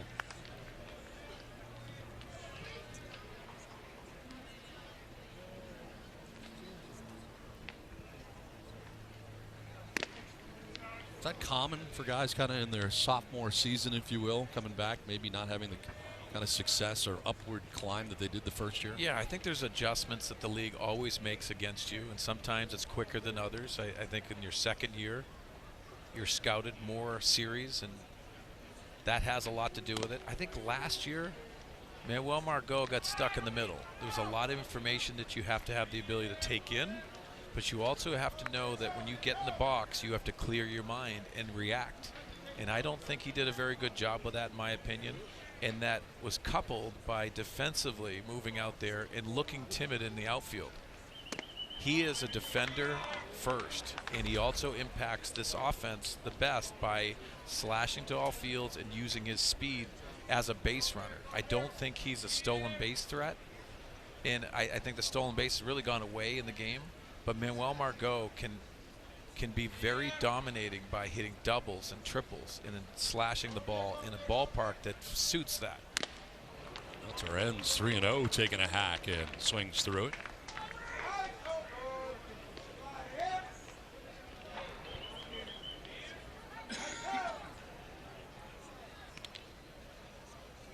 Olivares running at second base for Myers now. Bases loaded.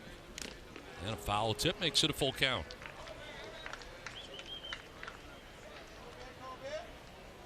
So Will Myers pinch run for at second base after his walk. Edward Olivares at second base.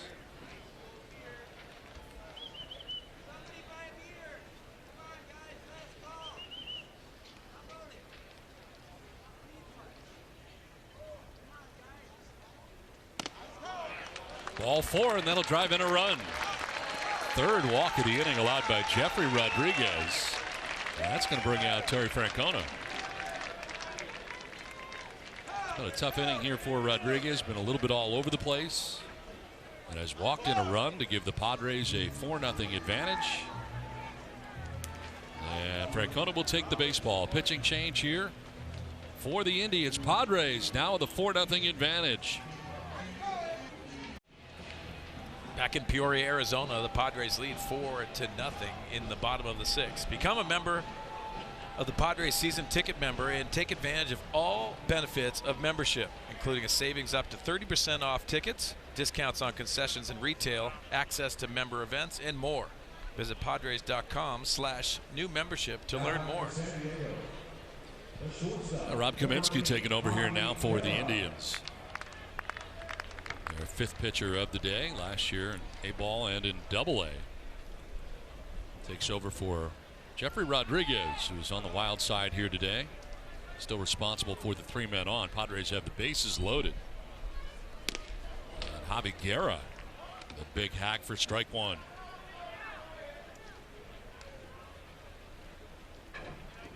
...122 games last year in the minor leagues for Guerra. .223 average, 13 home runs.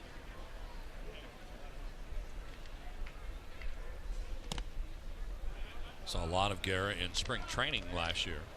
Yeah, saw a little bit of him at the end of the year. Defensively is arguably one of the best out there at shortstop for both arm and also range and the glove work. The offense needs a little more consistency. Line to right, and that's trouble down to the right field corner. Olivares will score. Cordero scoring. And all the way from first base, Torrens comes in, 3 runs in, and the Padres take a 7-0 lead. Javi Guerra clears the bases with a double to the right field corner.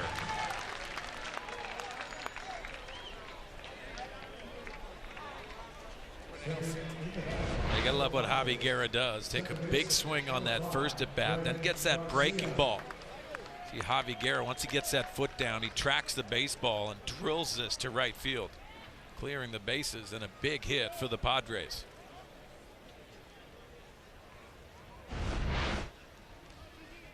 So Guerra with the bases clearing double, and here's Greg Garcia. First time we've seen him at the plate today, batting in Ian Kinsler's spot. 114 games last year for him, a .221 average, 3 homers, 15 runs batted in as a St. Louis Cardinal.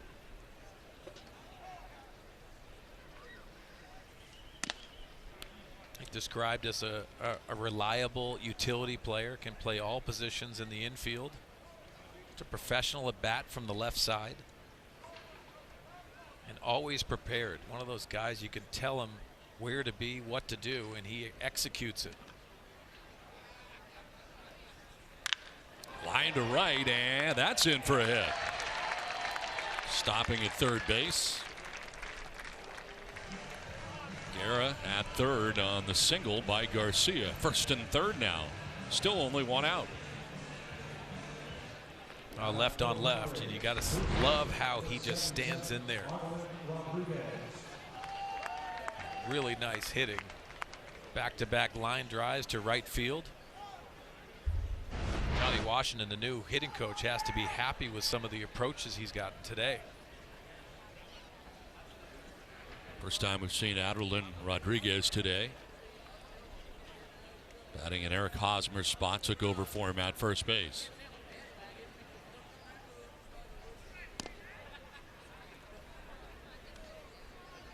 First and third, still just 1 out.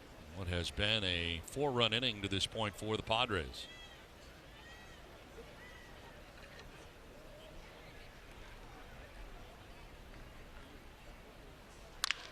Line sharply into left center field for a base hit.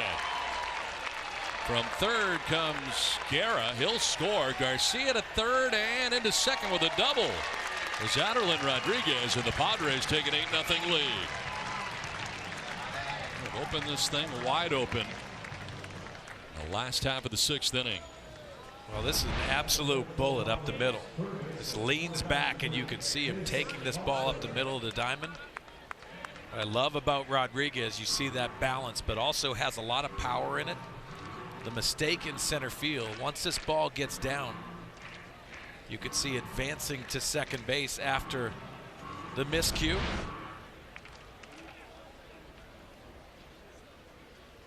There's Vossler batting for the first time. Took over at third base for Manny Machado. Just joining us today, Machado getting his first hit in a Padres uniform today. Double to right center field. In his second plate appearance. And just missed that home run, his first at bat. Probably set it up for his second. Some hard hit balls off Rob Kaminsky so far since coming into this game. A tough inning pitching wise for the Indians. Rodriguez was touched for 4 runs, and Kaminsky so far charged with 1. What has been a 5-run bottom of the 6th inning, and it's not over yet. Still only 1 out. Runners at second and third.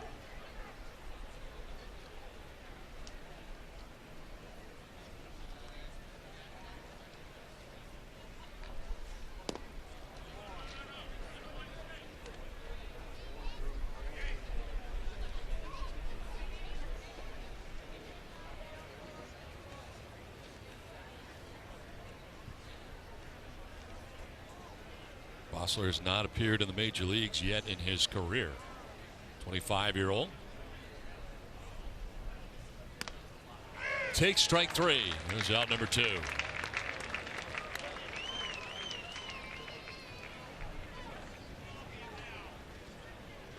Well, the DH spot due Franmil Reyes, but we'll have a pinch hitter in Hudson Potts.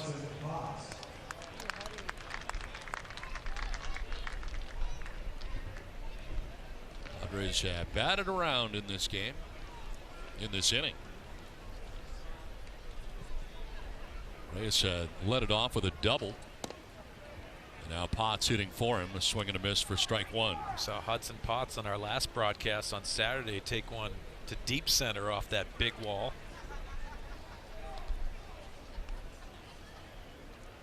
Pretty good spring training last year, too.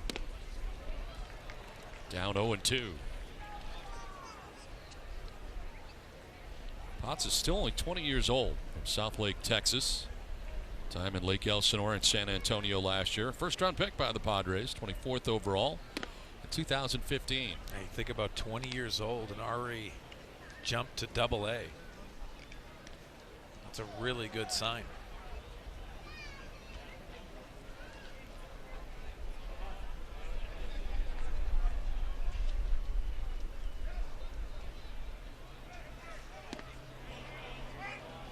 Did he go? No.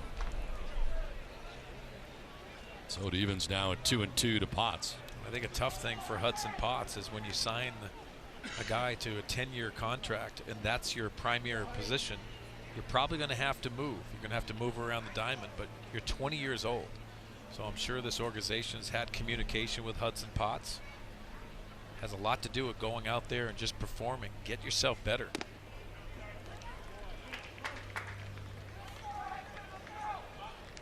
Sometimes that's hard to deal with if you're a young player because you start almost playing GM and you can't do that. You got to go out there and understand that there's opportunity, and if you have versatility, you can move around the diamond.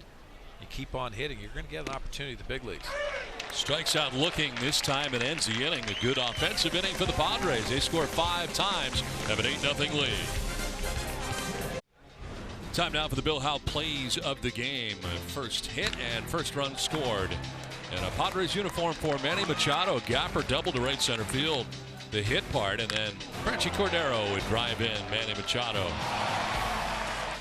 Off the glove out there of Allen, and Machado scores. Good day today for Manny. Good day for the Padres. Enjoy an 8-0 lead in Peoria as we head to the top half of the 7th inning. New pitcher into the game, Eric Yardley, coming in now for the Padres. Again, Don, one of those right-handers that has that sidearm delivery.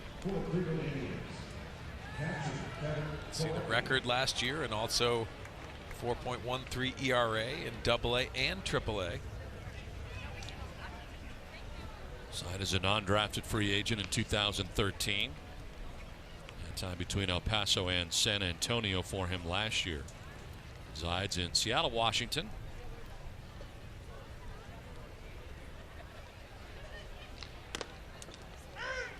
Plawecki takes a strike. Third plate appearance today for the Indians catcher. Just flied out to center and walked.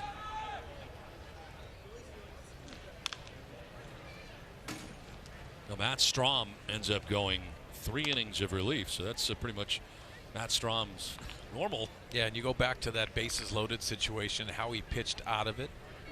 Luis Torrens had an opportunity to grab a foul ball and probably added some pitches, but pitching out of that situation. Bases loaded, 1 out, got out of it. There's strike 3. Yardley strikes out the first Indian he faces. Yeah, much like Adam Simber with that delivery, but also not necessarily the velocity. Has a lot to do with the add and subtract and the frisbee slider. So line on Strom today, 3 innings, 2 hits, no runs. He walked a batter and struck out 2. 3 shutout innings to start the game for Joey Lucchesi today, allowing only 1 hit. 1 out here in the 7th. And it brings up Greg Allen. Allen's been on twice, single to center. Last time up, hit by a pitch.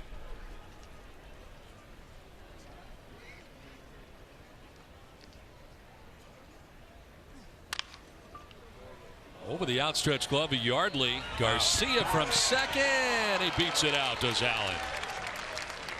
Nice bid by Greg Garcia. But too much speed for Greg Allen. Now, pretty impressive. About Greg Garcia, and once this gets by Yardley, it's in no man's land, but you can see just selling out and getting that hop and a very nice athletic play. I think Allen just had too much speed.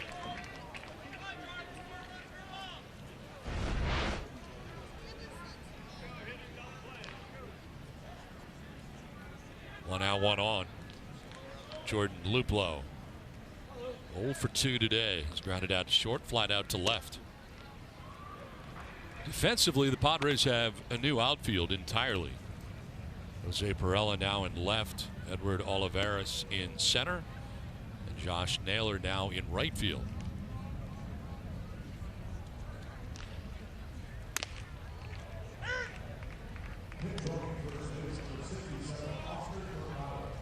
Mercado is now pinch running at first base for the Indians.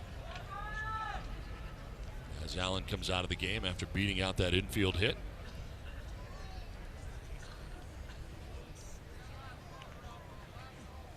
Luplow fouls it back. Watch your chicklets. Whoa. Back here in a hurry. Almost had a face full of baseball. Yeah.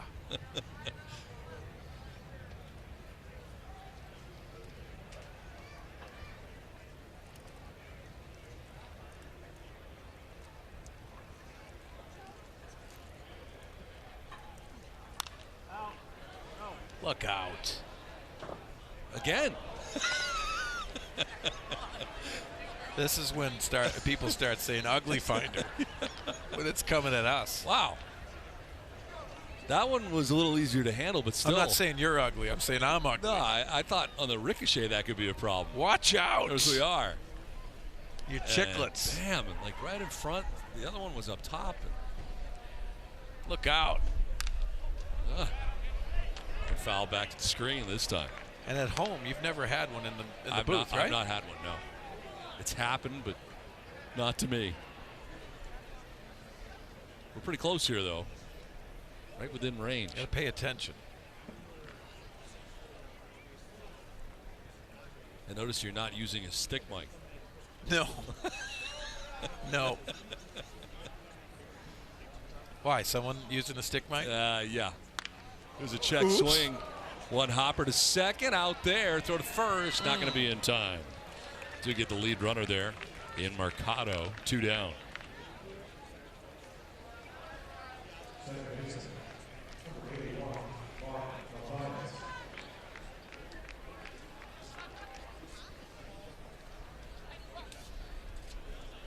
So what do you think of the stick mic? Not much. How do you think that's going to play on the road? I don't think it's going to go well. I really don't. I think it's going to be an issue everywhere we go because nobody else really does it. So he's saying you're not going to be well liked. All of a sudden I kind of get bunched in. This one will get away. Luplow will take second base. So by association, I kind of get lumped in. Yeah. If you become those Padres guys. Yeah. You know, even though you're not doing anything that's offensive, but to the guy you work with. So when you take shots, and obviously the microphone's right here, what does he have to do? Does he have to? He's got to clear. He's got to bring it with him. There's so a lot that of he's stuff on camera with it, and it's just. I don't know how it's going to work. It's all part of the act, though. So. It's tired. I don't like how you guys are lumped together on that. No, that's not going to. It's not going to end well. It's just guilt by association. To short. Guerra's throw sidearmed and in time. Win the inning. 7th inning stretch. No stick mic. Do you love the stick? 8-0. Padres have the lead as we head to the last half of the 7th inning. It's been a good day. Offensively, pitching, all the way around really for the Padres. Played day baseball in this Cactus League game between the Padres and the Indians. We head to the last of the 7th inning. The pitcher is Justin Graham into the game now for the Indians.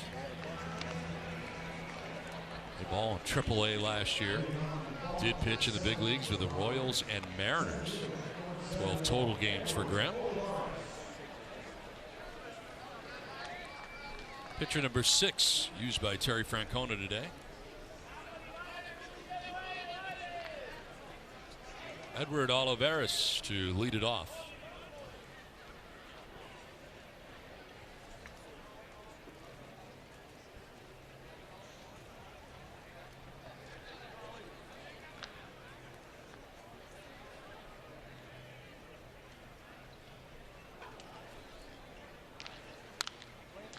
Popped up foul. Look out, Mark Heads Sweeney. up. What is going on here? Ugly finder.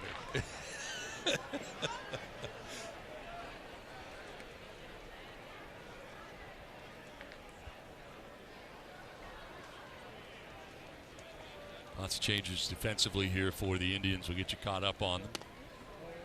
Mike Pappy is now in left field. Former Padre Tim Fedorovich doing the catching. Oscar Mercado now in center field. Swing and a miss. Olivares goes chasing after that pitch.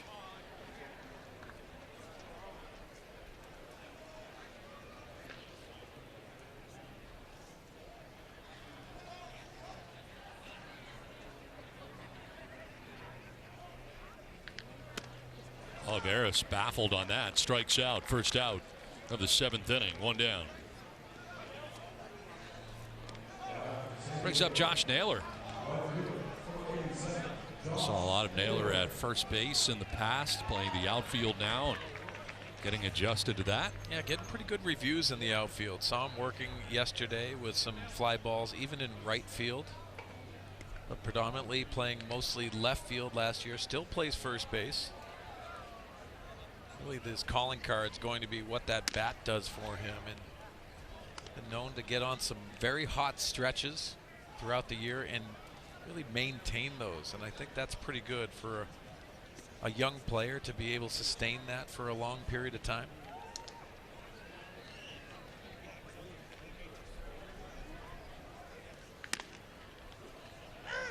And their first strike, even the count at 1-1.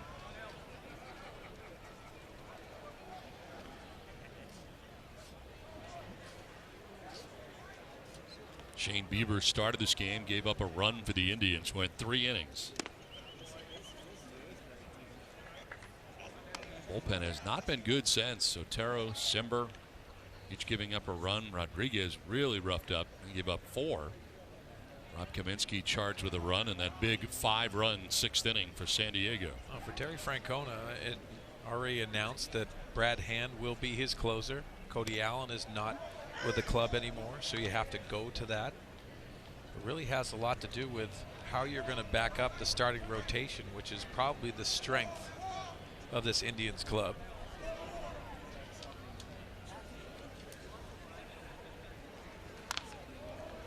They re-added Carlos Santana after 1 year in Philadelphia. What they would like to have done is if Hanley Ramirez can handle that DH spot, that puts Santana back at first base, maybe Bowers in the outfield. Naylor goes around, strikes out, but Fedorovich got to throw him out, and he does. Naylor got down the line pretty well there. Sure did. Back-to-back strikeouts, 2 down here in the 7th inning. We'll bring up Jose Perella.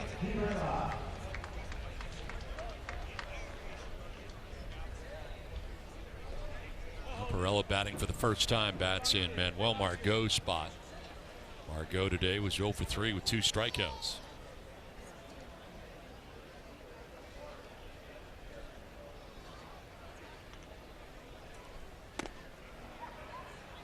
Now for Jose Perella, you can see he's trimmed down. He looks very good, very solid, and it's really stuck out defensively because he's been very versatile. But now you're starting to see that swing comeback that we saw 2 years ago, where he was slashing to all fields.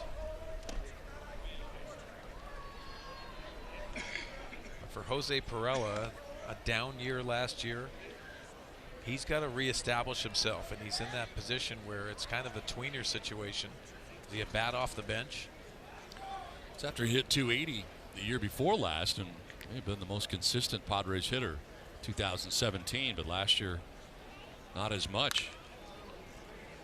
Sometimes you try to fix something, it really isn't broke, and you want to really enhance your production with experience. That's really what happens. And sometimes you tinker with things offensively, maybe go through injuries and not feel very comfortable again, and you're searching. It's like he's back into that 2 years ago mentality. Down 1-2. So many people get enamored by trying to hit the ball out of the ballpark, and some guys are suited to do that. You look at a Hunter Renfroe, that's a home run swing. Jose Perella's got the swing where he's got to be able to have to hit the ball in the gaps, and those home runs are going to be the perfect pitch on a mistake.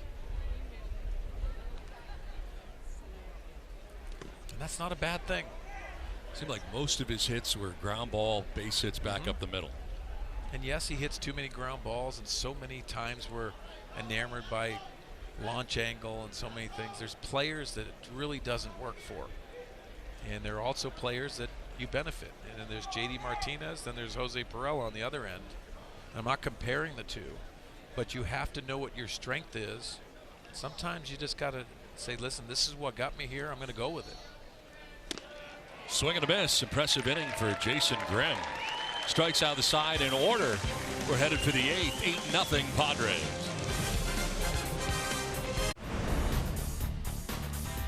Well, for Joey Lucchesi today, very efficient, but I loved how he set up his curveball with the fastball command. Had some very good defense behind him. You see the churve right there, getting the strikeout.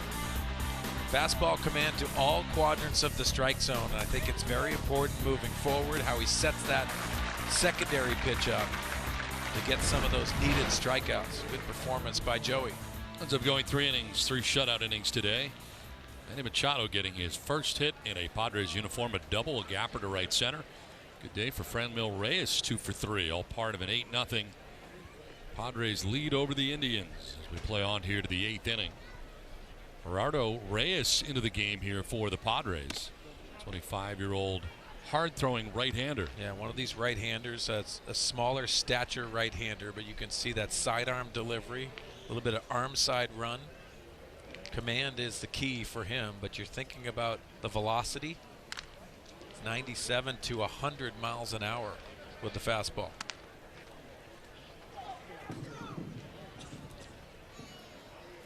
From Mexico.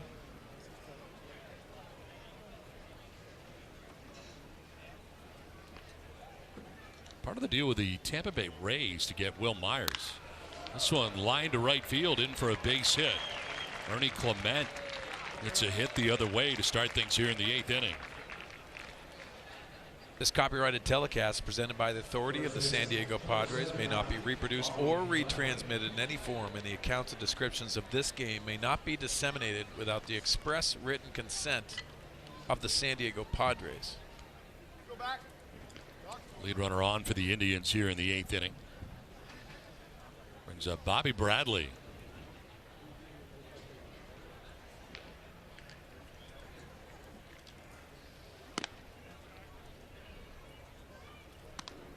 Gerardo Reyes last year between Lake Elsinore and San Antonio. Total of 45 appearances, all out of the pen.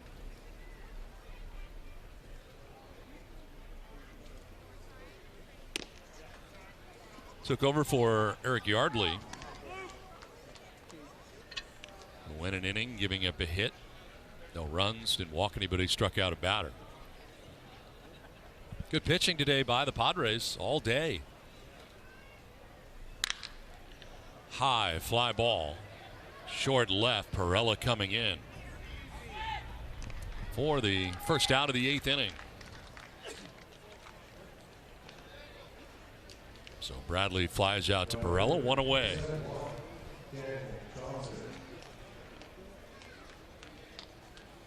Daniel Johnson coming up here now for the Indians.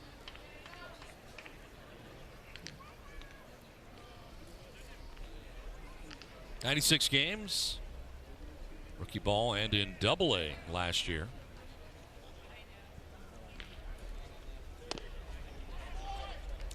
Good slider by Reyes.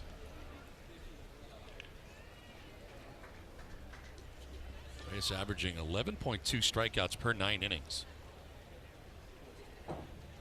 Threw 1 wild pitch last year.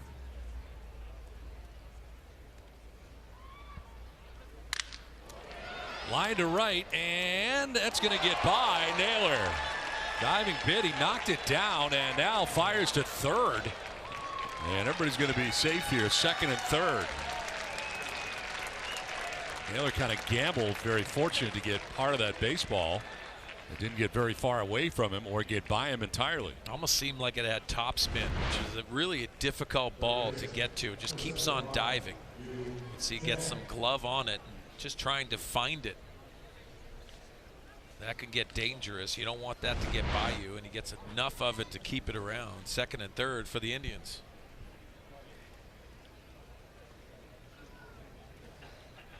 Here's Chang batting for the first time.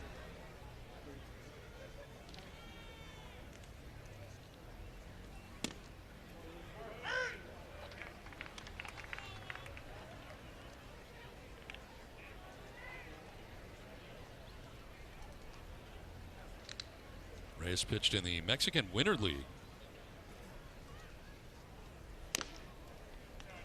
Misses inside, 1-1.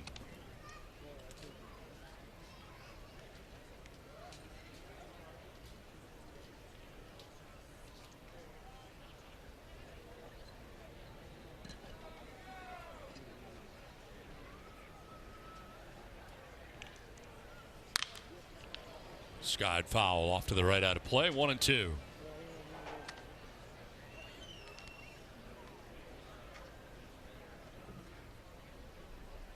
Second and third, 1 down here in the Indians' 8th inning. Padres playing for Chang to go the other way. Olivares into right center.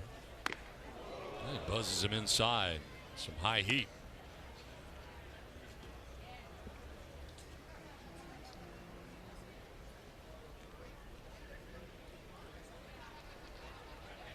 Reyes 25 years old, 5'10".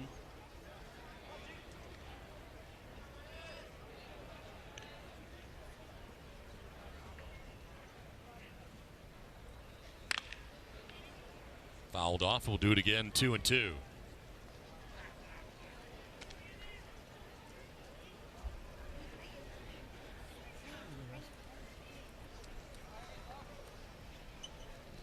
Padres getting single runs in the first, fourth, and fifth. Beginning was the 6th inning when they scored 5 times. On top, 8-0 here in the top of the 8th inning. Full count now. Well, this is an indication here how important a secondary pitch is, because with that base open and the big lead, I just want to like to see him try to have that finish breaking ball here.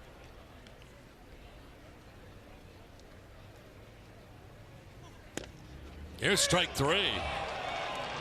That was impressive and buckled Chang right there, 2 down. I saw Luis Turan set up right down the middle. It's an indication of just throw that breaking ball. Looked like a good pitch, and he doesn't stick it, but it's right on the inside part of the plate.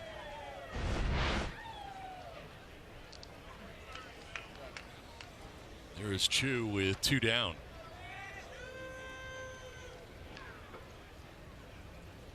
Lee Jen Chu. A-ball, AA, AAA, 99 games between the 3 classifications. So what Reyes has missed with the fastball, it has been up. Yeah, and you can see it. He's almost a thrower at times. Yes, the velocity, you enamor yourself with velocity these days, but you're going to have to command the strike zone and have that secondary stuff where you can finish. He's shown both, but it's been inconsistent in my opinion. But you can see why a lot of people are starting to look at Reyes and understand he has the ability to be a very good big leaguer. Rising again, 2-0. Those are things that you go down to the minor leagues, you're able to refine yourself, but Some guys don't have that command and never get it. But you also have Reyes that has the ability to spin a baseball as well.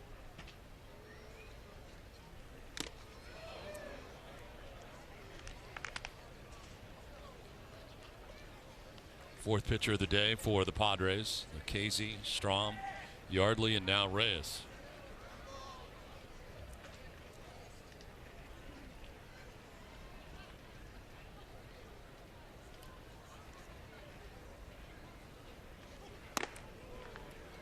Up and in again.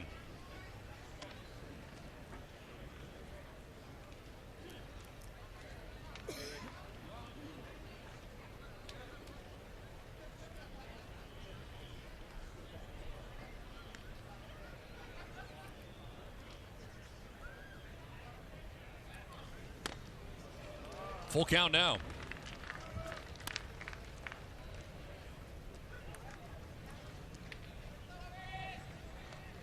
Fedorovich waiting on deck for the Indians.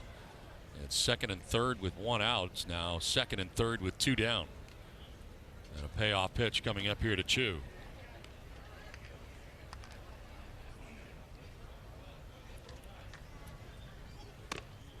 And that's ball four. Loses him. So the base is now loaded for the Indians. First walk allowed by Reyes. Well, on the air today, on the air tomorrow. I see Ichiro Suzuki tomorrow. Oh, yeah. And the Mariners will be here, noon start time. And it is the Rangers March 7th, the Reds on March 9th, the Angels at the Angels March 13th, and then the Kansas City Royals back here in Peoria on March 16th. Total of 10 games here on Fox Sports San Diego. Can't get enough of Ichiro, right? Yes. He's in the best shape of anyone in the building.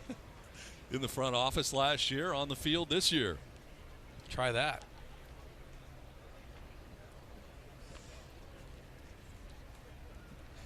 I'm told the stick mic will be back on Thursday. Yes. Great.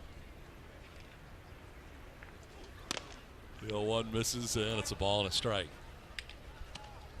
Have you got any texts today? No. He's really going to hit your rib cage now. Yep.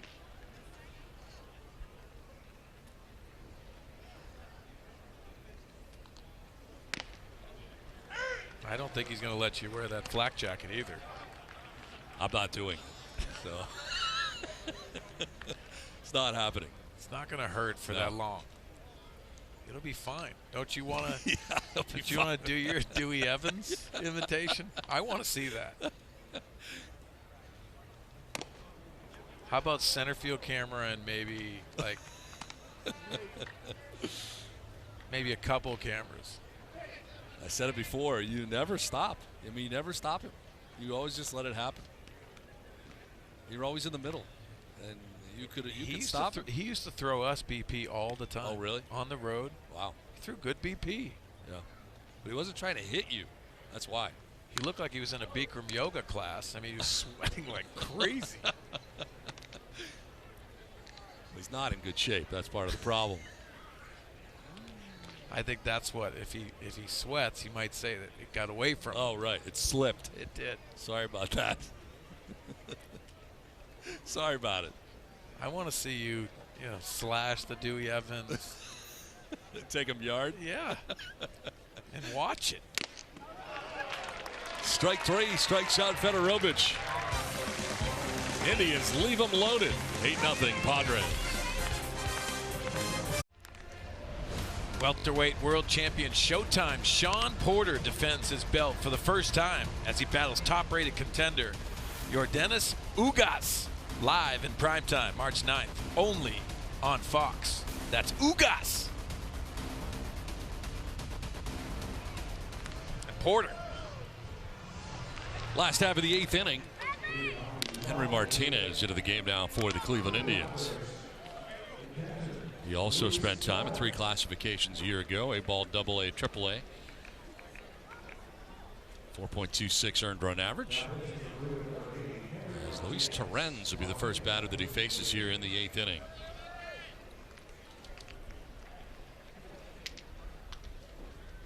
Former Rule 5 draft pick by the Padres. Terens has grounded out to second and walked. And Luis has had some good plate appearances today. The one hopper to second base. Also that walk setting it up for Guerra's bases clearing double. Of course, part of that Rule 5 deal, you get to stay in the major leagues all season long. He did in 2017, 56 contests that year that he got into. Hit 163. Last year he went to A-ball, Lake Elsinore, and hit at 280 in A-ball. 6 homers, 73 runs batted in.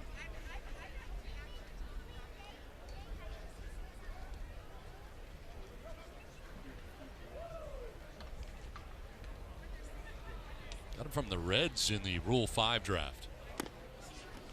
Yeah, for Luis, I thought his at-bats got better and better as the year went on, and that's difficult because they were few and far between that year.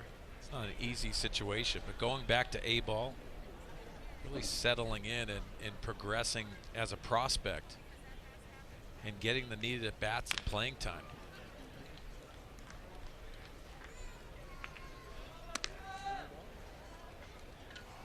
Originally signed by the Yankees as an international free agent.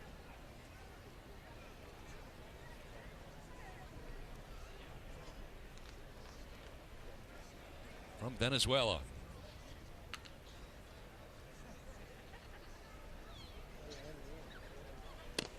On the outside corner for strike 3. Henry Martinez with his first strikeout of the day. One down here in the 8th. What do you got for dinner tonight? Doing fish tonight. Pescado. Doing a little fish. Well, how are you going to do it? We did the capers before. We talked about that. Not the piccata tonight. I think I'm just going to do just a little bit of seasoning, some pepper, some paprika. What's your go-to seasoning? Garlic salt. Really? Yeah, I like garlic salt a lot. You ever gone Trader Joe's 21 gun seasoning? No. Good? Sneaky good. Use it a lot. Every recommendation I've gotten from you is outstanding. I love cooking. I love the aspect, and here's the sauce. Oh, wow. That was the spring training, the entire sauce for the spring. Look at your presentation. You look at it. That was all presentation. That presentation is nice. Thanks. It was on the ground to first base. Little flip to first, and Martinez covered. Can we go back to that look if we get a chance? Here's the rest. This is a piccata. I love your representing, too. You got all the Padre gear on. Decked out in full That Padre piccata gear. is really good looking. Came out great. Here's some ribs. That was done Super Bowl Sunday. How do you not have a segment on cooking is beyond me. I enjoy it. Yeah, that was Super Bowl Sunday. That was early. I had the helmets out. Yeah, you wanted to knock that Rams helmet out. Don't get me. Come on. Yeah, well, it was Super Bowl Sunday. It's a nice presentation, too. Coronado. I love the aspect of cooking. What's the biggest challenge for you as cooking meals? Not overcooking stuff. And I'm learning how to use my smoker. Really? Yeah, it's been a trial and error type thing. You can make mistakes. My family, unfortunately, has to eat it. Your presentation is impressive. 8-0 Padres. 8-0 Padres have the lead over the Indians as we head to the top of the 9th inning. And a new pitcher in, Tyler Higgins. Last season a AAA, 1-1 record, 28 games.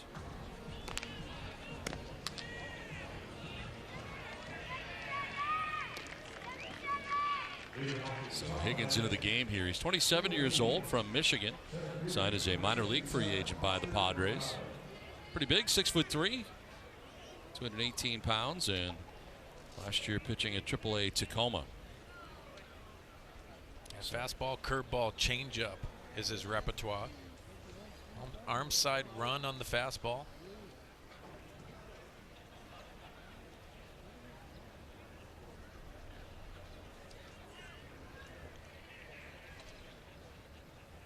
Mercado rips this down the left field line towards the corner, and a foul ball.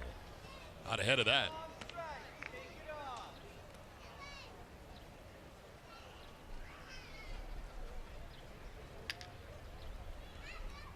Higgins last year in the Mariners organization, spending the year at AAA in Tacoma. Padres signed him as a minor league free agent in November of this past offseason. Speaking of the Mariners, he'll be here tomorrow.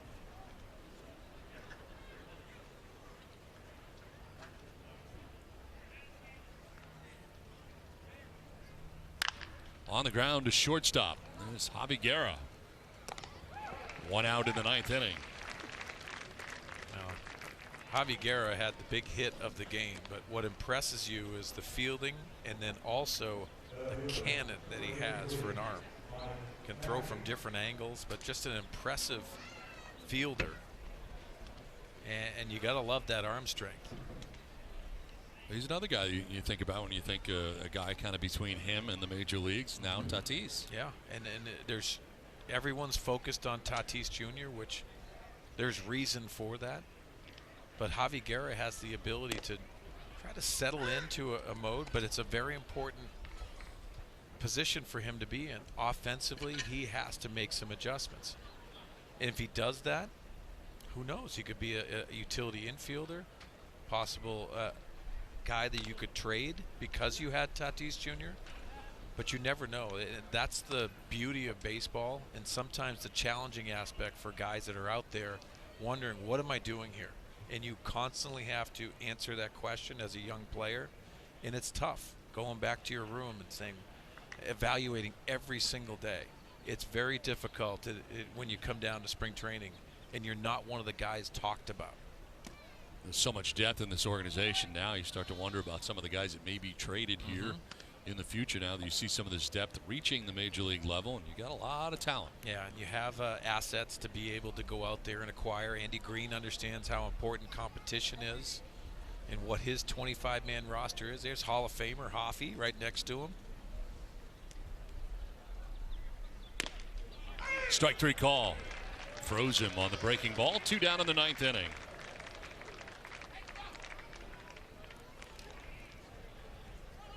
So Mike Pappy striking out there looking. And Tyler Higgins has retired the first 2 that he's faced here in the 9th inning.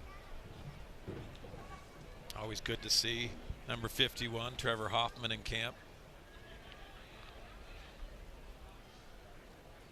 He was here early and then came back, right? Yeah, he was here playing golf with Andy Ashby after workouts. And absolutely loving it.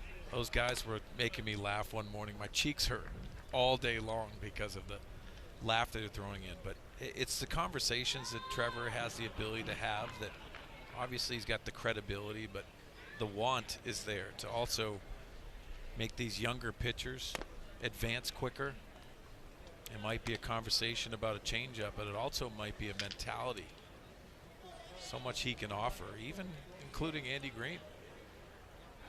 Is he working primarily with minor leaguers or major leaguers too? I think he filters all the way through this organization, and he wants to, and it's a passion of his. I think obviously his time commitments are probably a little more accessible this year than last because of the Hall of Fame and being in Cooperstown. This year he's settled in, got a nice flow behind his hair. I mean, that is beautiful. Swinging a miss, and it's 2-2. I thought you weren't a hair guy. I'm not a hair guy, but that's Hall of Fame hair. I mean, he's excited about it. He came here today, and it's got the wet look. He's excited. Not a hair guy. Softly grounded down the third baseline foul. Were you ever a hair guy? No. No. Nothing I can brag about. Not like that. I mean, come on. Hall of Famer. Good He's boss. got to work. He's got to work on chewing gum, though. He's got to work on that. Come on. It's not a Hall of Fame gum chew. No. There you go. Yeah, clean it up. I think you heard me. 2-2 is low, full count. You better take it in the locker room because he's going to want to have a conversation. We might fight.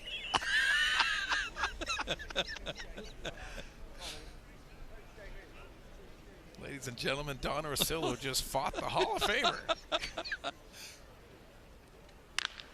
Chop foul over towards the end of the Indians dugout. There is one gentleman I'm worried about getting jumped by on the way out. Terry Francona. Oh, yes. On the way to their bus. I have to walk by their bus to get out of here, and that always seems to happen. It's probably going to be a chance that you're going to. Well, he's not getting around too good. I saw him earlier walking to the mound. So you're very saying, slow. You're saying you can beat him in a race? I think I can get away. To right field, Naylor on the move towards the line. Gets there to make the catch and end the ball game. So the Padres blank the Indians, winning 8-0 today. We'll step aside and come back with more from Peoria after this.